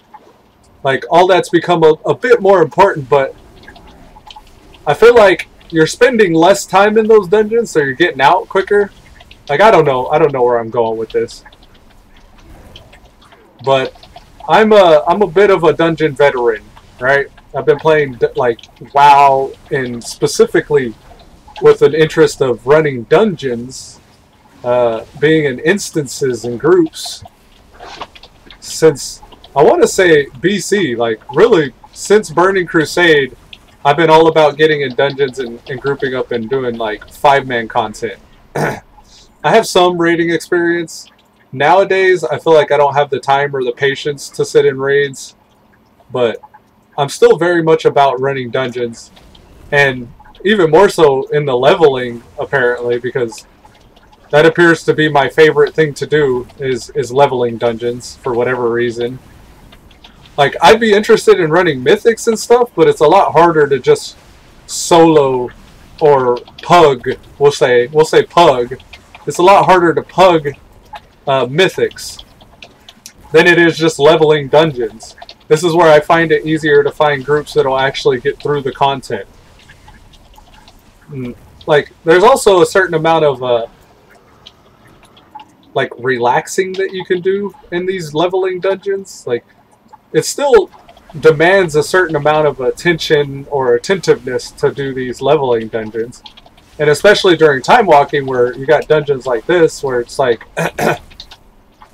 it's a little bit more involved because you can't just face roll everything. Like, this feels like just the right amount of difficulty, I guess, is what I should be saying. And it's hard to capture that in mythics, in my opinion, because people take mythics so seriously. Pete Vega says, back. Welcome back, Pete Vega. I'm just rambling. Talking about dungeons and stuff. Like, this is my favorite way to run dungeons. Just in a random group of 5 players where you kind of got to pay attention. And it's kind of punishing if you don't. But it's not impossible. Like, you can still get it done. And just as quickly, if somebody needs to leave or has to leave or doesn't like the group or whatever, if they drop out, they're very easily replaced. You can just continue running and replace that person. Whereas, like, with mythics, you got to do the pre-made group finder, and you got to get the 5 people willing, or the 4 people willing to run with you. And then there's like the investment of keys, and that puts like a lot of unnecessary pressure on people to try to make the timers. And like, those groups, like, even whenever you do beat the dungeon, you feel like you didn't actually win because you didn't 3-chest it. You know what I mean? Like, you didn't +3 that mythic plus that you just ran. So it's like kind of a victory, but really kind of a meh. We kind of wasted our time because we could have had a group that was all super uber geared and got our +3 on that chest.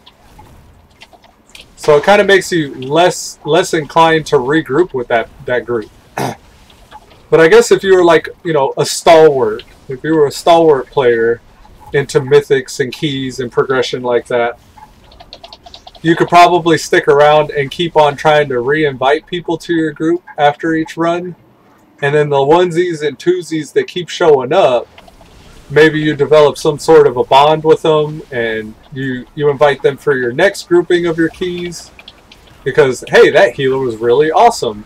So I want to keep that healer in for my next key progression. So I guess you could, but a lot of that's like networking. You have to make an effort to network in WoW if you want to have like a good, you know, social experience while you're playing. But I don't like this forced networking that you get whenever you join these guilds that are like these quote-unquote family-oriented guilds that are kind of like, or family-inspired guilds that you can join, where it's like, I don't know, I get a sense with those type of guilds, it's just like guilds where we're going to use our most geared players. And that's really what ends up happening. There's like 2 or 3 people that are actually really geared, or 2 or 3 people that are actually progressing in whatever shape or form that is for that player or them players, like progressing like plus 12 mythic keys or progressing like heroic or mythic rating, and those guys just end up being the ones that carry everybody.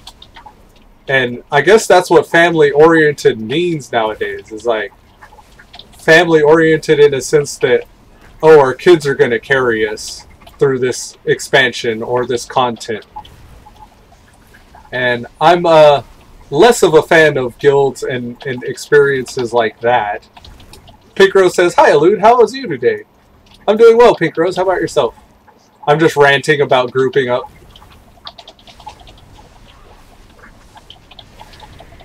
The guy said, "Triple kill." I know, right? That's what it ends up being whenever the party doesn't kill that elemental.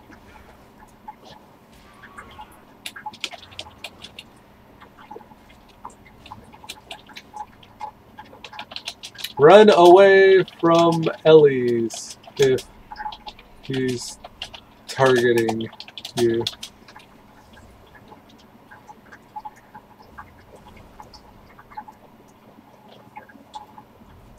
Yeah, if they don't run away when the elemental's targeting you, you could be trying to attack it and beat it down to kill it before it blows up somebody. But if the person doesn't run away, everybody attacking it gets killed right along with that person. They can be CC'd as done too.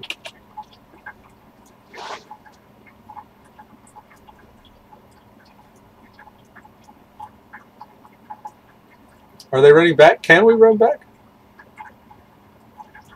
I think we can run back. I should be running back.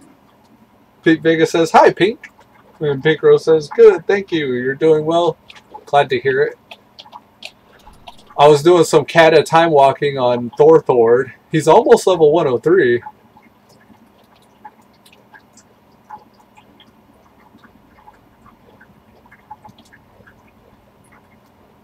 The tank says, or just have one person run and the rest kill it quickly.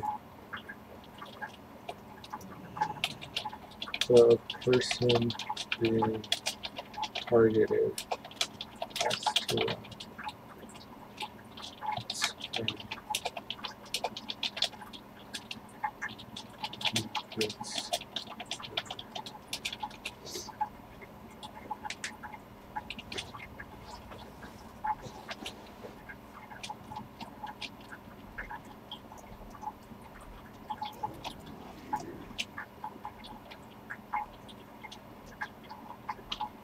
He says, "Yeah, I know, just typed it out weird.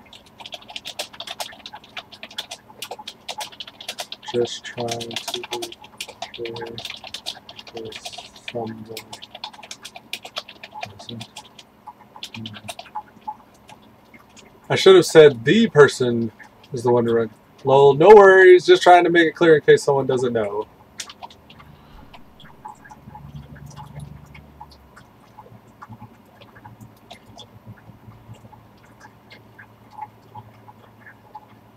Good idea. This is the mom. This lady here. There's always, I mean, you see a lot of these. They're moms, quote unquote, in WoW, where they have to have the last word. Stop being faster than me.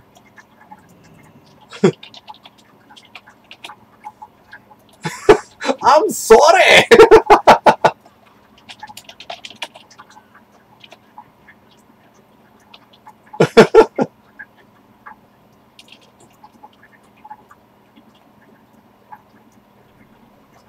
Oh, we got some.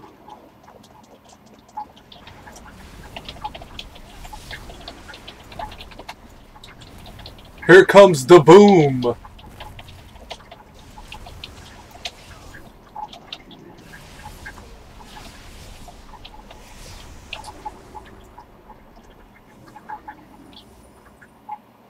Gathering storms, damage of storm strike increase. Interesting. I'll just give us a lust right off.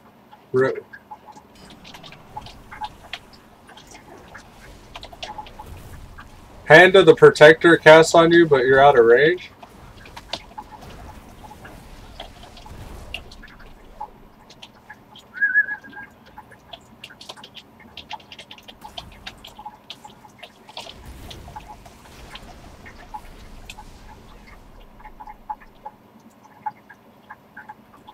I should have lusted after he dropped down.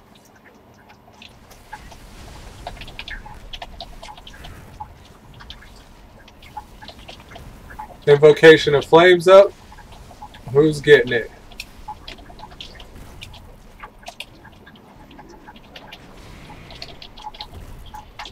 Oh, shite.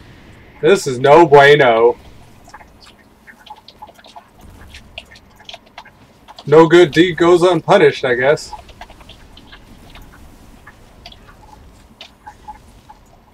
Who's getting it now? Oh, it's me. Run, motherfucker, run! Mother flim flamming father mucker there. Pete Vega says, I'll be back. Alright, Pete Vega, we'll be here. At least for the next 30 minutes or so.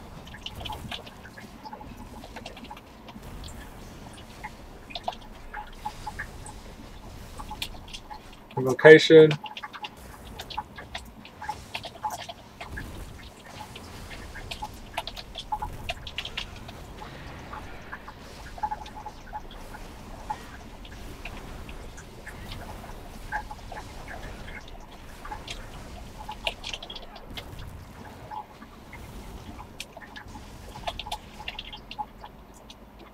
All right.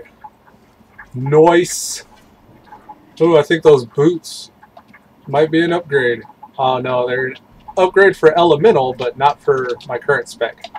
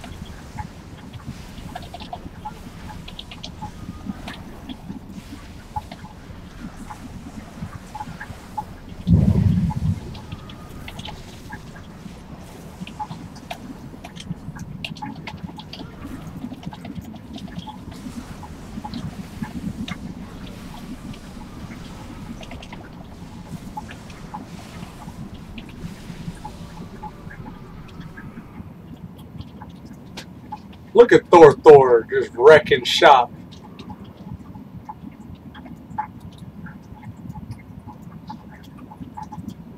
That's kind of a misnomer though, because there was a buff puddle down. There's these little puddles that'll drop, and if you stand in them, your damage is increased substantially. 50% increased damage dealt.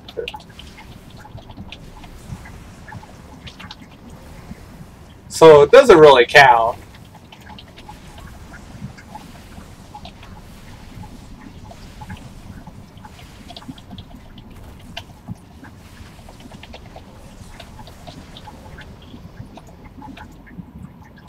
Their macro is is acting wonky. They keep whispering me shit.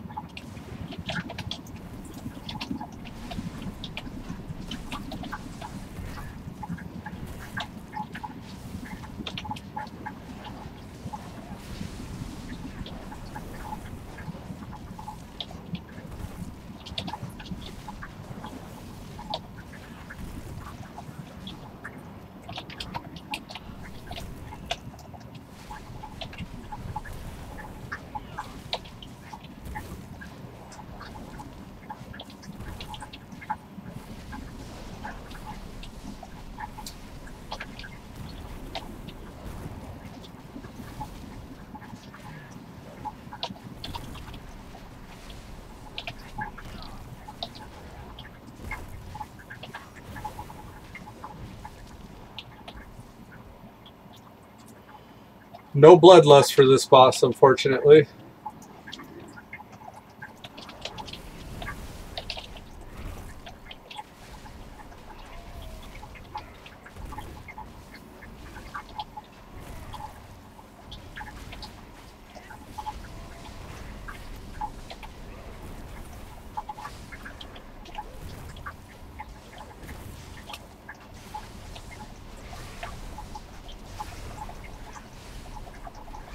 Yes, I love it. Storm Strike, Storm Strike, Storm Strike.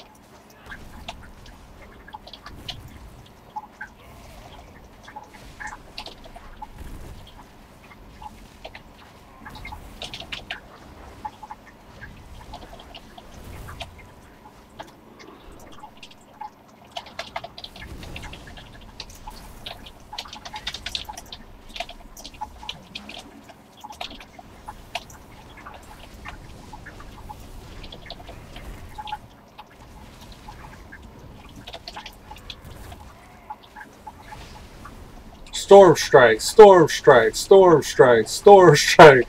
I love it. It's like you hit the jackpot. It's like a little mini lottery. Storm Strike, Storm Strike.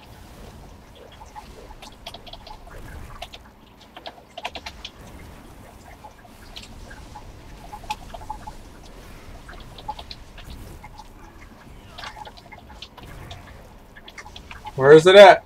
Oh, it's right here in front of him. Nice.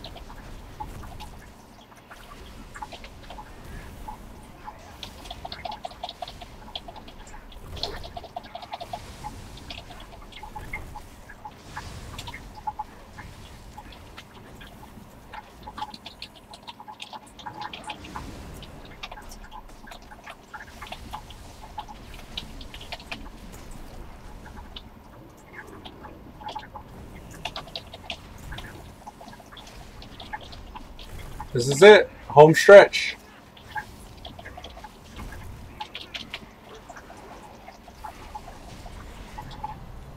Yeah, buddy.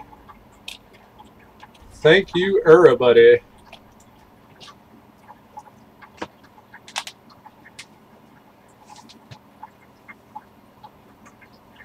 Now, I probably got time for one more. I'll do one more dungeon. Of course, Pinkrose is on. Oh, Pinkrose isn't on yet. Yeah, I probably got time for one more dungeon.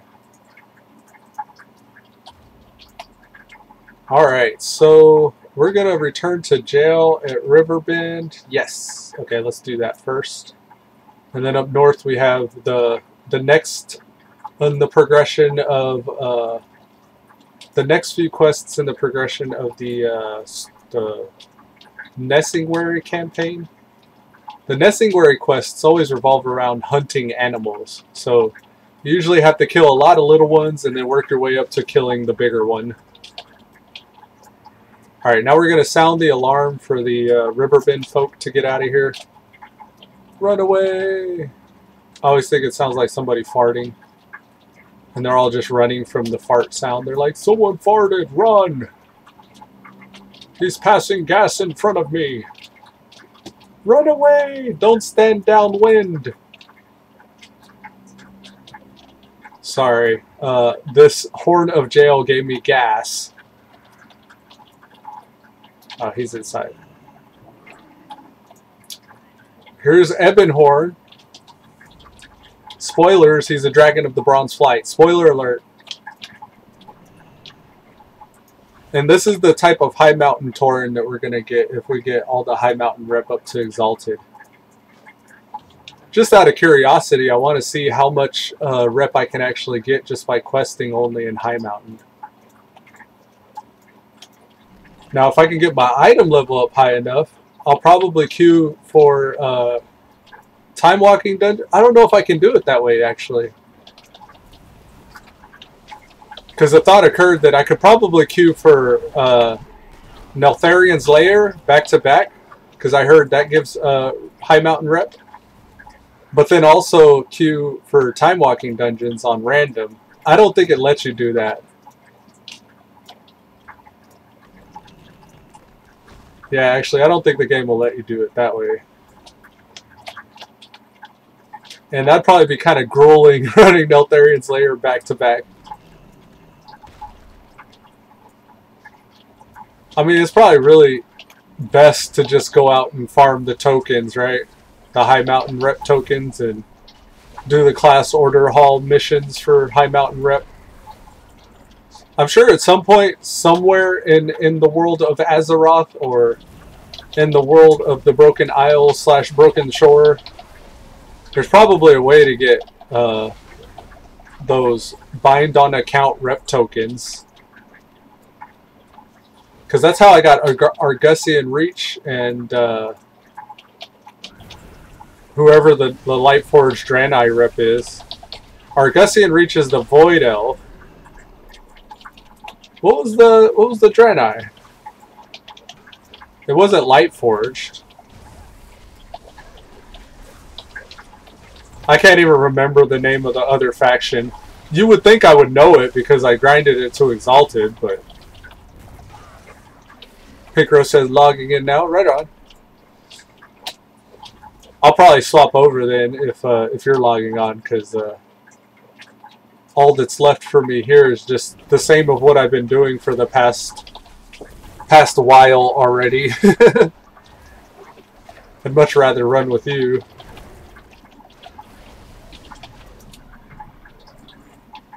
Alright, so I'll kill one more Drogbar and get to a little stopping point here.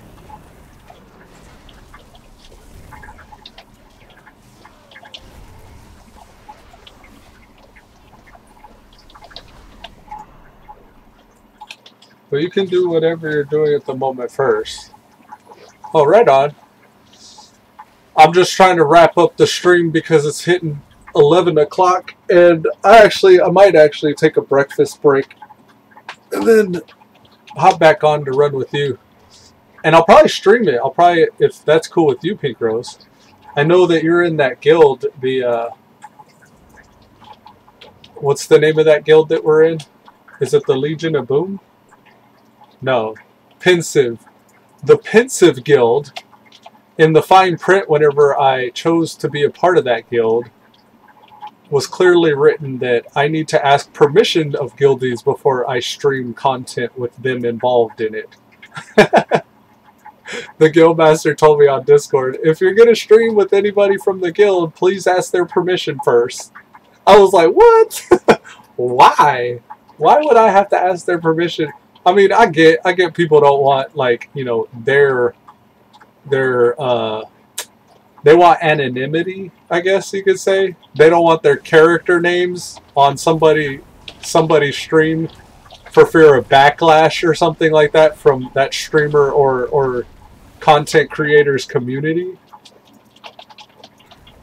But I thought I was like, really? Sideways glance, really? I gotta ask somebody's permission? Like, really? I don't know what account you're using or where you're connected from or what region you're a part of, but this is America. I ain't gotta ask anyone's permission for anything. All I have to do is pay taxes and die. It made me a little salty though that they told me that. I was like, really? I gotta ask nobody's permission. Psh.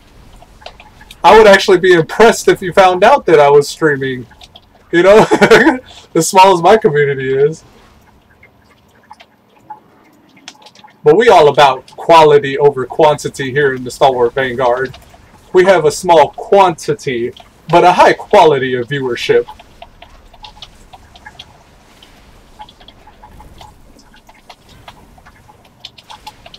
These things keep on freezing me. And this guy just popped up out of nowhere. I'm actually a little concerned because when I entered this cave, these guys were dead. Which may be a sign of a rogue nearby. Pinkrose says, you don't need to ask for me. Thanks, Pinkrose. I figured you wouldn't mind because you talk in the chat and that's broadcasted across the thing. But, yeah, I mean, I don't know. I think what bothers me more about having to quote-unquote ask for permission is just the fact that, like, I don't know. I would think that you wouldn't get something about being on the camera. Like, even for me, like, something about having the stream going and having the camera on changes who I am when I play. Like, I'm not the same person whenever I'm playing with the camera on as I am with whenever I have the camera off. And then I've seen that as well, like, with other people that were aware I was streaming whenever they group with me. Like, they're not always the same character that they are whenever the camera's on versus off.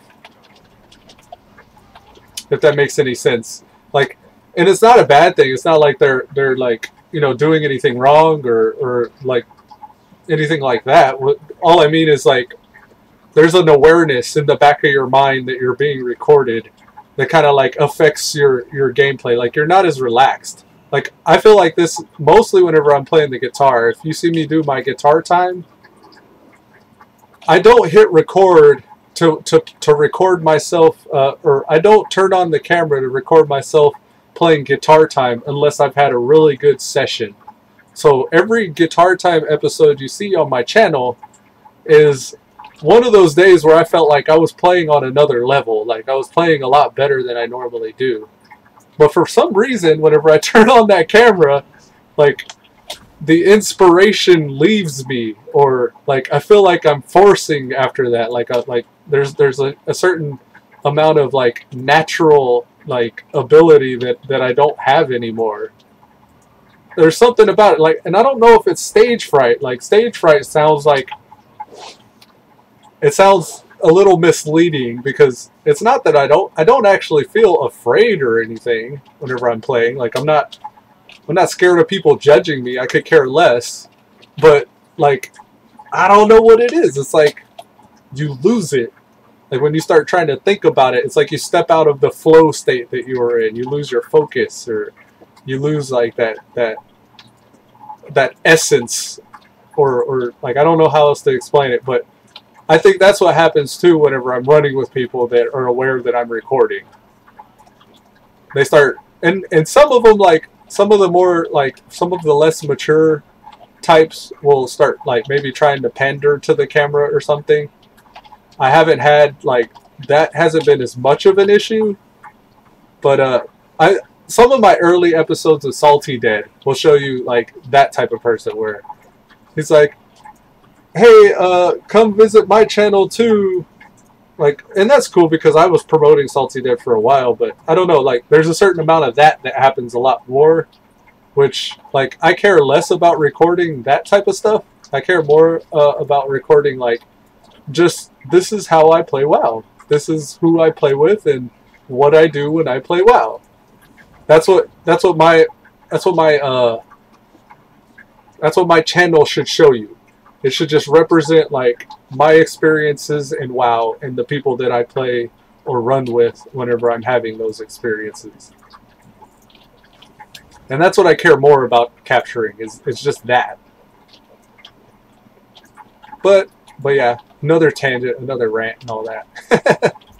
I think the rants are good though. I actually enjoy watching back those rants whenever, because I'm probably my #1 fan. I'll watch all my videos back at some point, or even after I just finished recording it. Like whenever I actually go cook my breakfast, I'm usually putting on that last episode that I was recording and listening back to, you know, my last episode. And I'll hear these little rants or tangents, and some of them are interesting enough that I actually clip them out and I'll put them on the channel later. And I really like those videos. I wish I could get more like natural reactions to those videos. But yeah. Honestly, like, I don't really try to talk a whole lot about what I'm doing or why I'm streaming or, you know, all that stuff. I try not to break that fourth wall too much, because I feel like it takes the immersion out of it. Like, I like to be immersed, like both whenever I'm playing the game and like whenever I'm watching someone play. Like, I want to get, you know, into their adventure, and I want to be a part of that adventure just by, you know, proxy of like watching the person and living vicariously through them playing. And I feel like talking about, you know, the state of your channel, or how many viewers you have, or how many subscribers you would like to have, or donations, or anything like that, I feel like breaks your immersion. It's like, and then even to a certain extent, whenever, I mean, not that I don't enjoy people hopping in the chat, because I would like a lot more people to be in the chat and conversations to be going on in the chat, but I don't want to feel like I need to address each person that comes in and have like a separate conversation running with each person that is in the chat talking about whatever they're interested in. I'd like more of the focus to be on just like what we're doing in WoW, or what's happening in the game or on the screen. Because I like that, you know, it's pretty much just the immersion. I like the immersion of it. But maybe I'm giving that up whenever I'm streaming. Maybe I'm choosing to not be fully immersed. Because I notice some people don't stick around if I don't constantly read everything that they're saying. Like, they get bored, or they don't have the spotlight, so they're less interested. But I don't feel like I even need the spotlight. Like, that's not even what I'm doing it for. Like, I don't do it so I can have, like, you know, a light shine on me to say, hey, look at me. Like, I care more to be just like an anonymous entity, like, enjoying a game, and this is how they're doing it. Like, I don't know. I don't know what I mean or where I'm going with any of that. I'm probably just gonna start mouth breathing and drooling on my keyboard here, because the dungeons. Hello.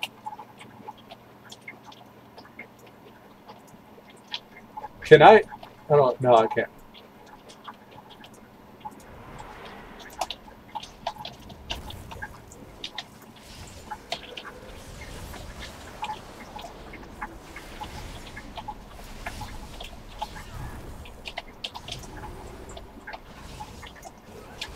See that? A good DPS can sort everything out as well. Oh, don't kill me.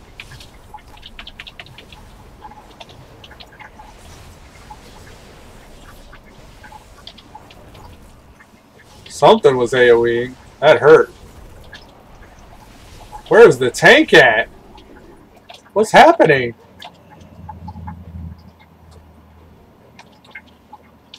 PC.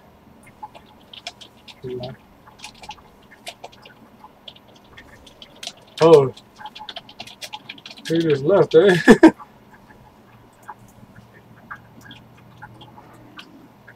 So our tank just started running in place and then disconnected from the game?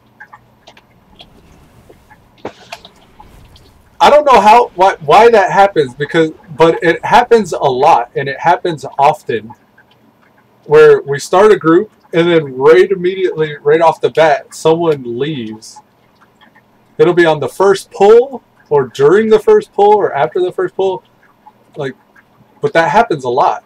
I don't understand why. Pinkrose said, "Re, yeah, re." I hate when they do that. Why does it happen so often?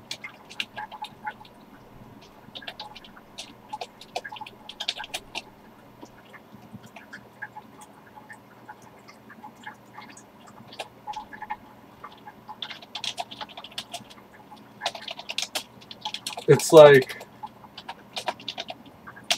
Cannon Dungeons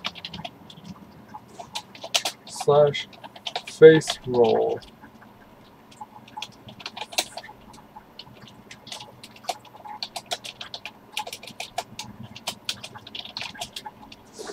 Then takes real damage from real mechanics. Oh, this is hard / leave group to lose. This has been my experience. I typed it out right there. It's like, quote, Cannon Dungeon / face roll for the win.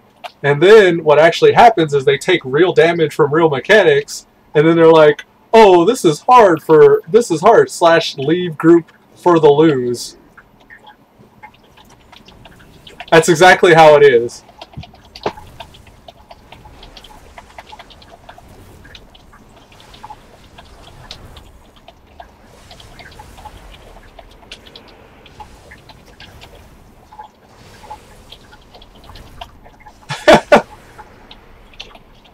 That's what happens. These tanks join and they're like, oh, Cataclysm, that's an old expansion. This will be easy.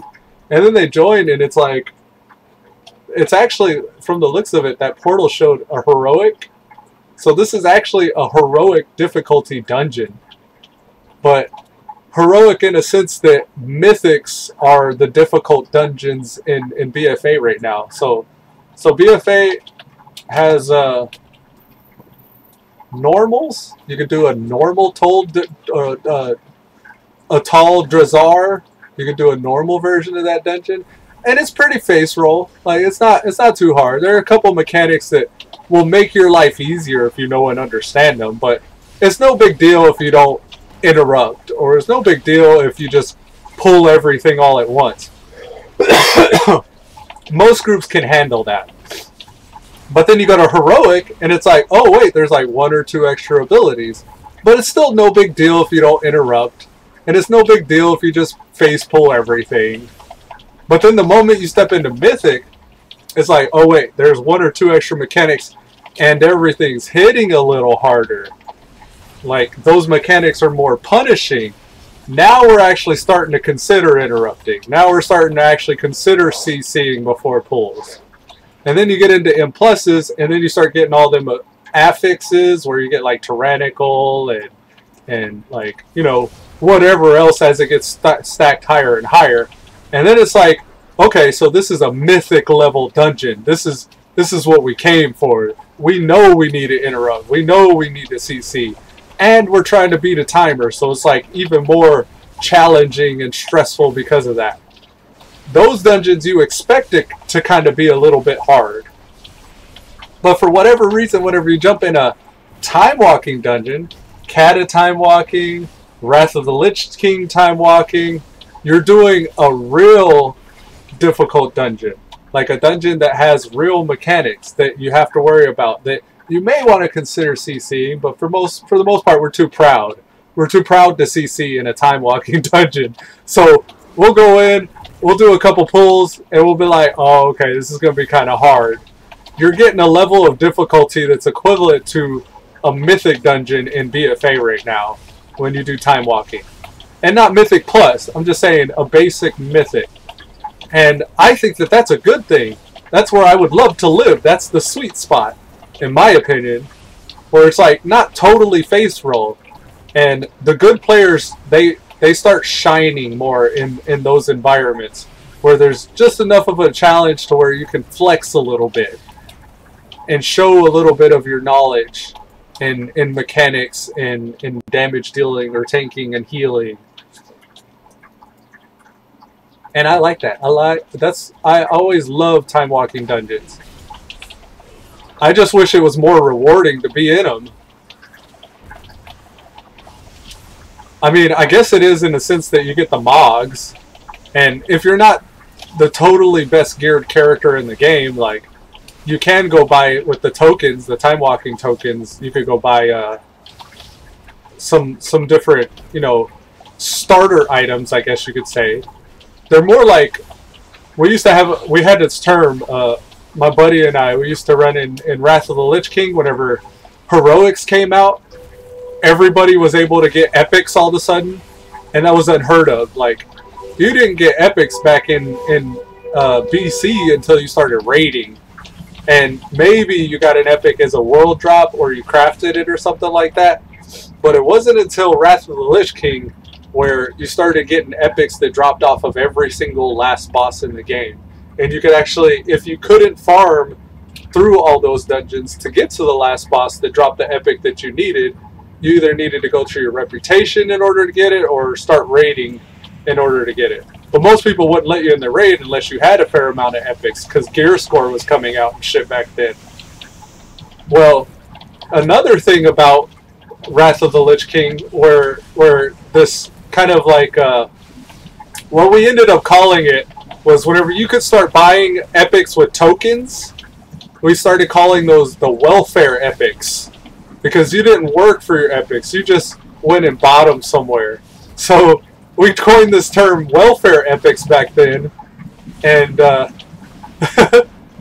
that's kind of the state of the game now. It's like, now you have all these welfare items that you can go get, where if you can't actually go and work for these things, then there's some gimmick or gimme way, like welfare blues with these tokens. That's kind of the point of what I was saying, is like, if you get enough of these time warp badges, there's a little welfare blue vendor that can help boost your item level up a little, so you can start doing a little bit more meaningful content or a little bit more difficult things, like you know, early LFR raids. You can get your item level up high enough to where you can actually queue for LFR. And that'll show you a little bit of what to expect whenever you start raiding, because you get to see most of the mechanics for each fight whenever you start raiding. But I think that they should incentivize you even further, like maybe even allowing you to set the difficulty up a little bit more on these time walking raids, to where if you enjoy this content, or if you enjoy like the expansion that's currently being hosted for time walking, maybe incentivize you a little better to spend your time doing that. Like, a game should allow you to play the way you want to play, and incentivize you just so for doing that. But now we got this elitist versus casuals mentality in WoW, and to a certain extent, it's like not totally just WoW. I mean, this exists in other games as well, like Fortnite. Fortnite, for example, has the noob skins or the pay-to-win skins versus the real challenging skins, where, like, if you're a super elite pro player, then you have the season battle pass. Like, you pay for each season that comes out, which is pretty much like your $15 a month sub in any other game. But not only that, but you do the challenges, and the challenges are like, get 12 headshots in a single match, or like, you know, things like that, like kill so many players with a shotgun, and kill so many players with a handgun. Like, there's these actual, like, little challenges that make it a little bit more difficult to beat the game. But still, like, if you're a quote-unquote pro player, then not only did you do that this season or during this, you know, patch in the game, you did that the last 12 patches in the game, and you have all those skins to show proof of your uberhood. And I don't know. I think that's less fun. I think chaining you to your controller or chaining you to your desk to play a game isn't fun or interesting gameplay. The fact that you allowed yourself to be chained to that game for that long, so you could show off to people how long you chained yourself to that game, like anchored yourself down to only playing that game. I think that's less fun. Because like there's a prestige in that, but it's like a false prestige. It's not like anything you really should be bragging about, in my opinion. Like we used to say in WoW, it's like, oh, you just don't have any life. You have no life. Like it's just a game, bro. We used to have that mentality towards people. But what's funny is like my buddy and I would also be that same person that would take things like that so seriously. Or if we were able to show it off, we'd be like, oh, look at me, like I got this mount. Or look at this achievement that I got. Look at this title that I got. So I guess like all of that ends up being just vanity as time progresses, or the more you look at it. It all just ends up being a race in vanity and what's trendy and what's fashionable.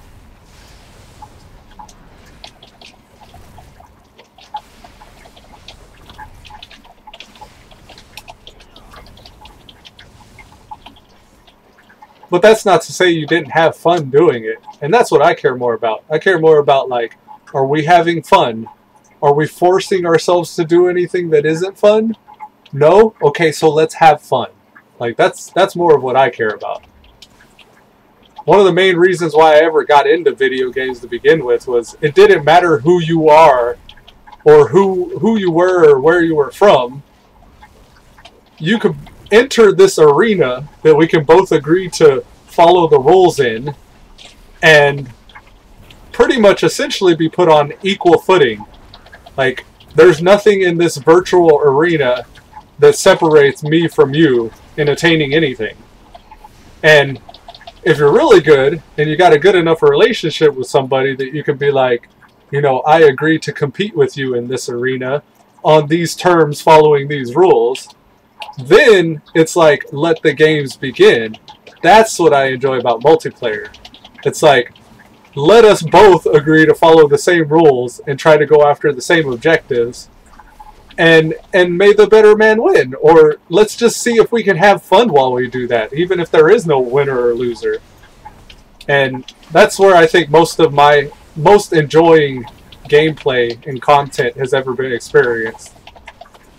Whenever I can find that, you know, 2 to 3 other people that I used to run with to actually do interesting content or meaningful, you know, objectives working towards. But what about you? What about you guys? Like, y'all ever had any experiences like that? What immediately comes to mind is couch co-op with my brothers and sisters growing up. We used to play Super Smash Brothers on the N64. And we'd all change, like, if I got too good with a character, they would tell me that I couldn't play with that character anymore. So I would get a handicap with, I would have to learn a different player.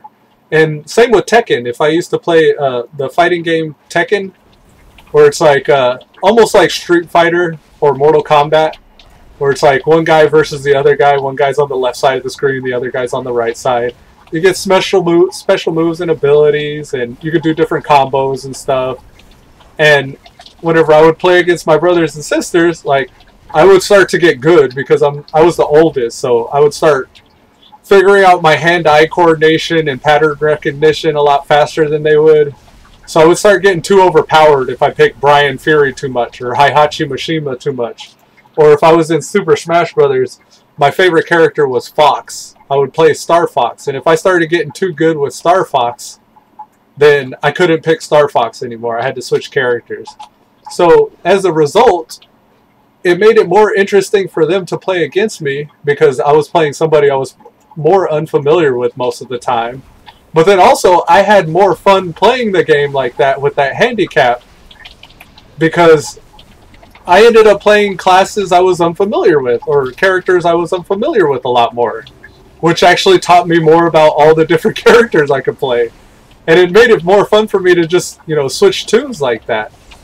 Same with WoW. Like, WoW is a lot of the same reason why I became an Altaholic was I would start gaining a level of mastery in like the Paladin or something like that. Like back in BC comes to mind specifically because Paladins were OPAF in BC. In the Burning Crusade, whenever the Paladin's seals wasn't like cast your seal, refresh it. Actually, it was actually. Whenever buffs became a thing, I didn't have to do in the middle of combat.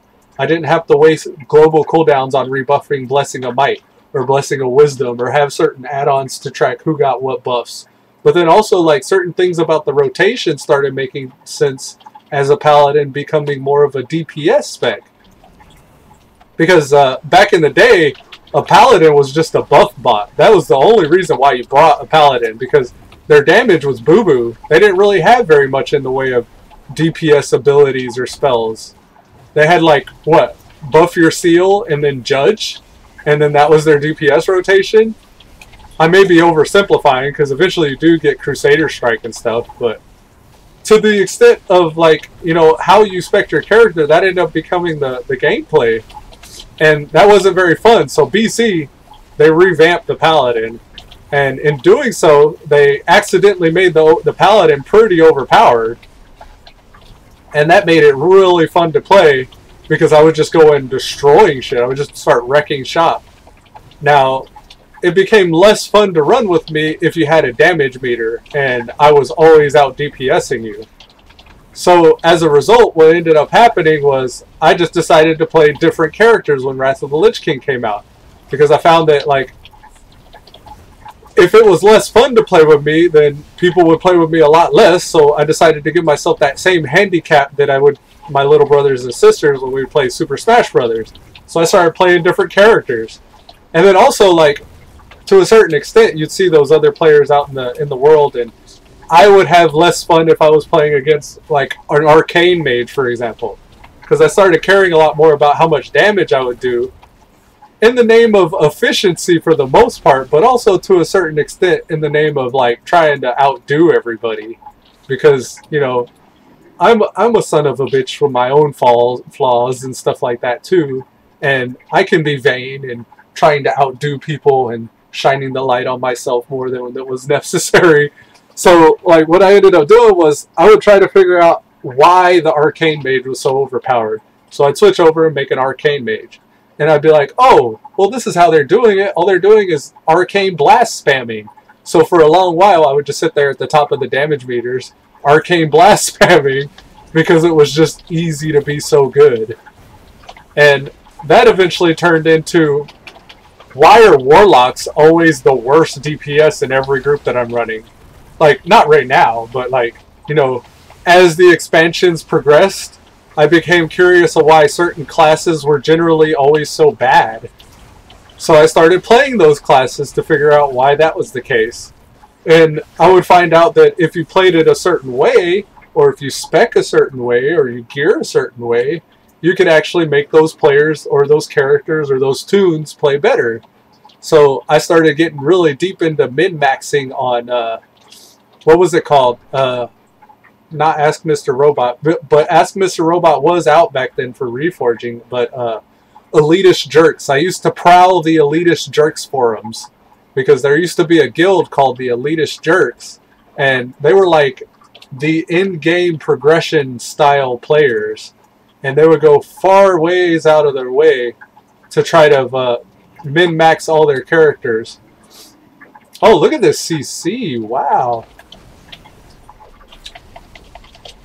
So they would go way out of their way to min-max every character possible that they were raiding with. And some were better than others. Whenever you took them to the very extreme of what they were capable of, whenever you would min-max, you would start to see just by design, certain classes were just more strong than others by the way their rotation worked, or how they benefited from certain stats. So as a result, you would start to see this Elitist Jerks community, which actually became a derogatory term, like shortly after, not too long after that. You would start seeing these elitists pop up in dungeons and in groups. And all they were was, like, you know, some teenage brat that had prowled the elitist jerks forums, much like myself at the time, and found out that they could just be the winner easily in any group that they would do if they followed this min-max recipe on the elitist jerks forums, or simmed the hell out of their character and grinded for all the best in slot gear, and reforged a certain way and spec'd a certain way. That's whenever the invention of these cookie cutter specs started becoming prevalent. And then after you started seeing all these cookie cutter specs popping up everywhere, a bit of the community became kind of like, I guess, demoralized because of that. And the devs ended up having to intervene because it's just not fun if everybody has to be an enhanced shaman. And it's not fun if everybody's rolling a shadow priest. Because what if you don't even like that class, but your raid team needs that class, and you end up being pigeonholed into only playing that class just so your guild can get past this boss that you've been stuck on. So you started seeing a lot of people not playing the classes that they wanted to play, but instead playing the classes that they had to play just so they could feel progression in the game. And as a result, the devs addressed this cookie cutter spec issue by homogenizing everything. So then all of a sudden, every class had a bloodlust. Every class, on a smaller scale, on a more micro scale, less macro than that, every class ended up getting a useful buff. Like, it wasn't just the priests or the druids anymore that could give you a useful buff for your party. It now become like rogues had their own, hunters had their own. Like, for example, bloodlusts. If you wanted bloodlust, you used to have to bring a shaman. Or, yeah, that was pretty much it. You had to bring a shaman if you wanted bloodlust. But then mages got it. So, all of a sudden, mages could start providing time warp. And then hunters could actually bring a certain pet. And if you got, like, a corehound pet, then a hunter could give you bloodlust. And then all of a sudden, crafting recipes started becoming the bloodlust, because your leatherworkers could make your drums of war or whatever. So then you would bring somebody that was also a crafting person to get your bloodlust. And then the same was true with like arcane intellect and a lot of these other buffs. Like arcane intellect became able to be replaced by a warlock's fell hunter or fell hound. A warlock could pull out their fell hound, and fell intelligence could buff everybody with arcane intellect. And like after a while, you started seeing all these classes become like almost a single meta class. And it really didn't matter who you brought anymore and what your composition was, because you could just bring anybody, because like everybody could do everything. And then that made it to where like your favorite class that you had always played since vanilla, like a priest or something, wasn't so special anymore. Because back in the day, if you wanted a priest, like, you really had to look for him. Not everybody played a priest. It was almost a sign of prestige just to be a priest at max level, because they were so hard to find. But yeah, I mean, like, all that became like this mix mash of what we have nowadays, where they're trying to find that balance of like everybody being able to do everything on one extreme, to everybody being able to like also be unique. So with the balance of everybody doing everything, nobody's unique. But on the other side of the scale, if some people can do some specific things, then, you know, the opposite, vice versa. I'm losing my train of thought because I'm like, oh, okay. Our rogue fell, and he's running back right now, so we're waiting to pull the last boss. But what was I saying? Oh, I already lost my train of thought. But yeah, pretty much that. Like, in the amount of time I've been playing, I've seen a lot of stuff. And I guess the long and short of it all is I've just learned to enjoy playing the game. Like, regardless of what's going on in the meme culture or what the meta is, like, what people will tell you is happening, like, who cares?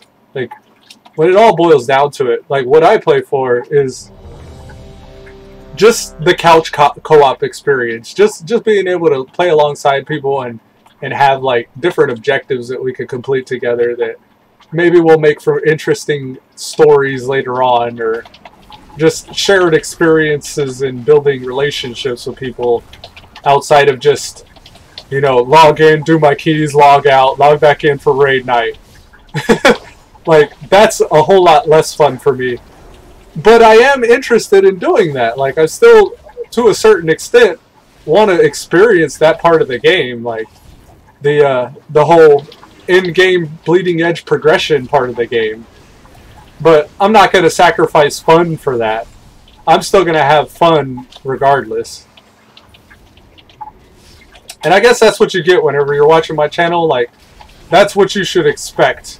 If you should expect anything. It's just a guy playing WoW having fun. And you're welcome to join me. You're welcome to be a part of it and share some of it.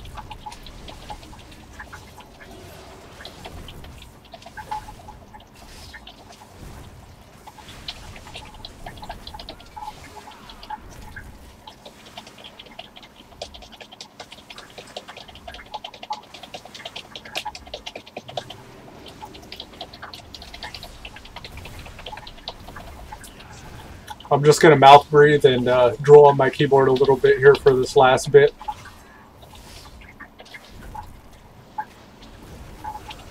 I'm really bad at jumping at that static. That's the second or the third time the healer saved me from it.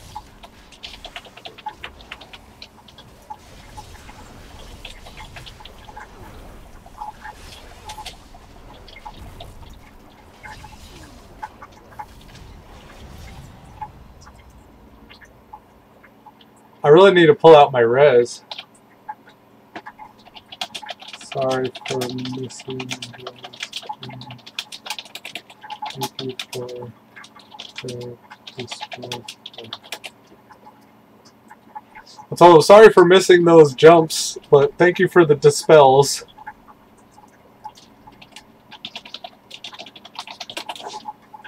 Alrighty. With that, folks, I'm going to go ahead and conclude today's episode of Elude Stalwart, playing World of Warcraft Battle for Azeroth during the Time Walking Cataclysm event while leveling in Legion. I appreciate you guys coming to hang out with me, and until next time, farewell. Peace.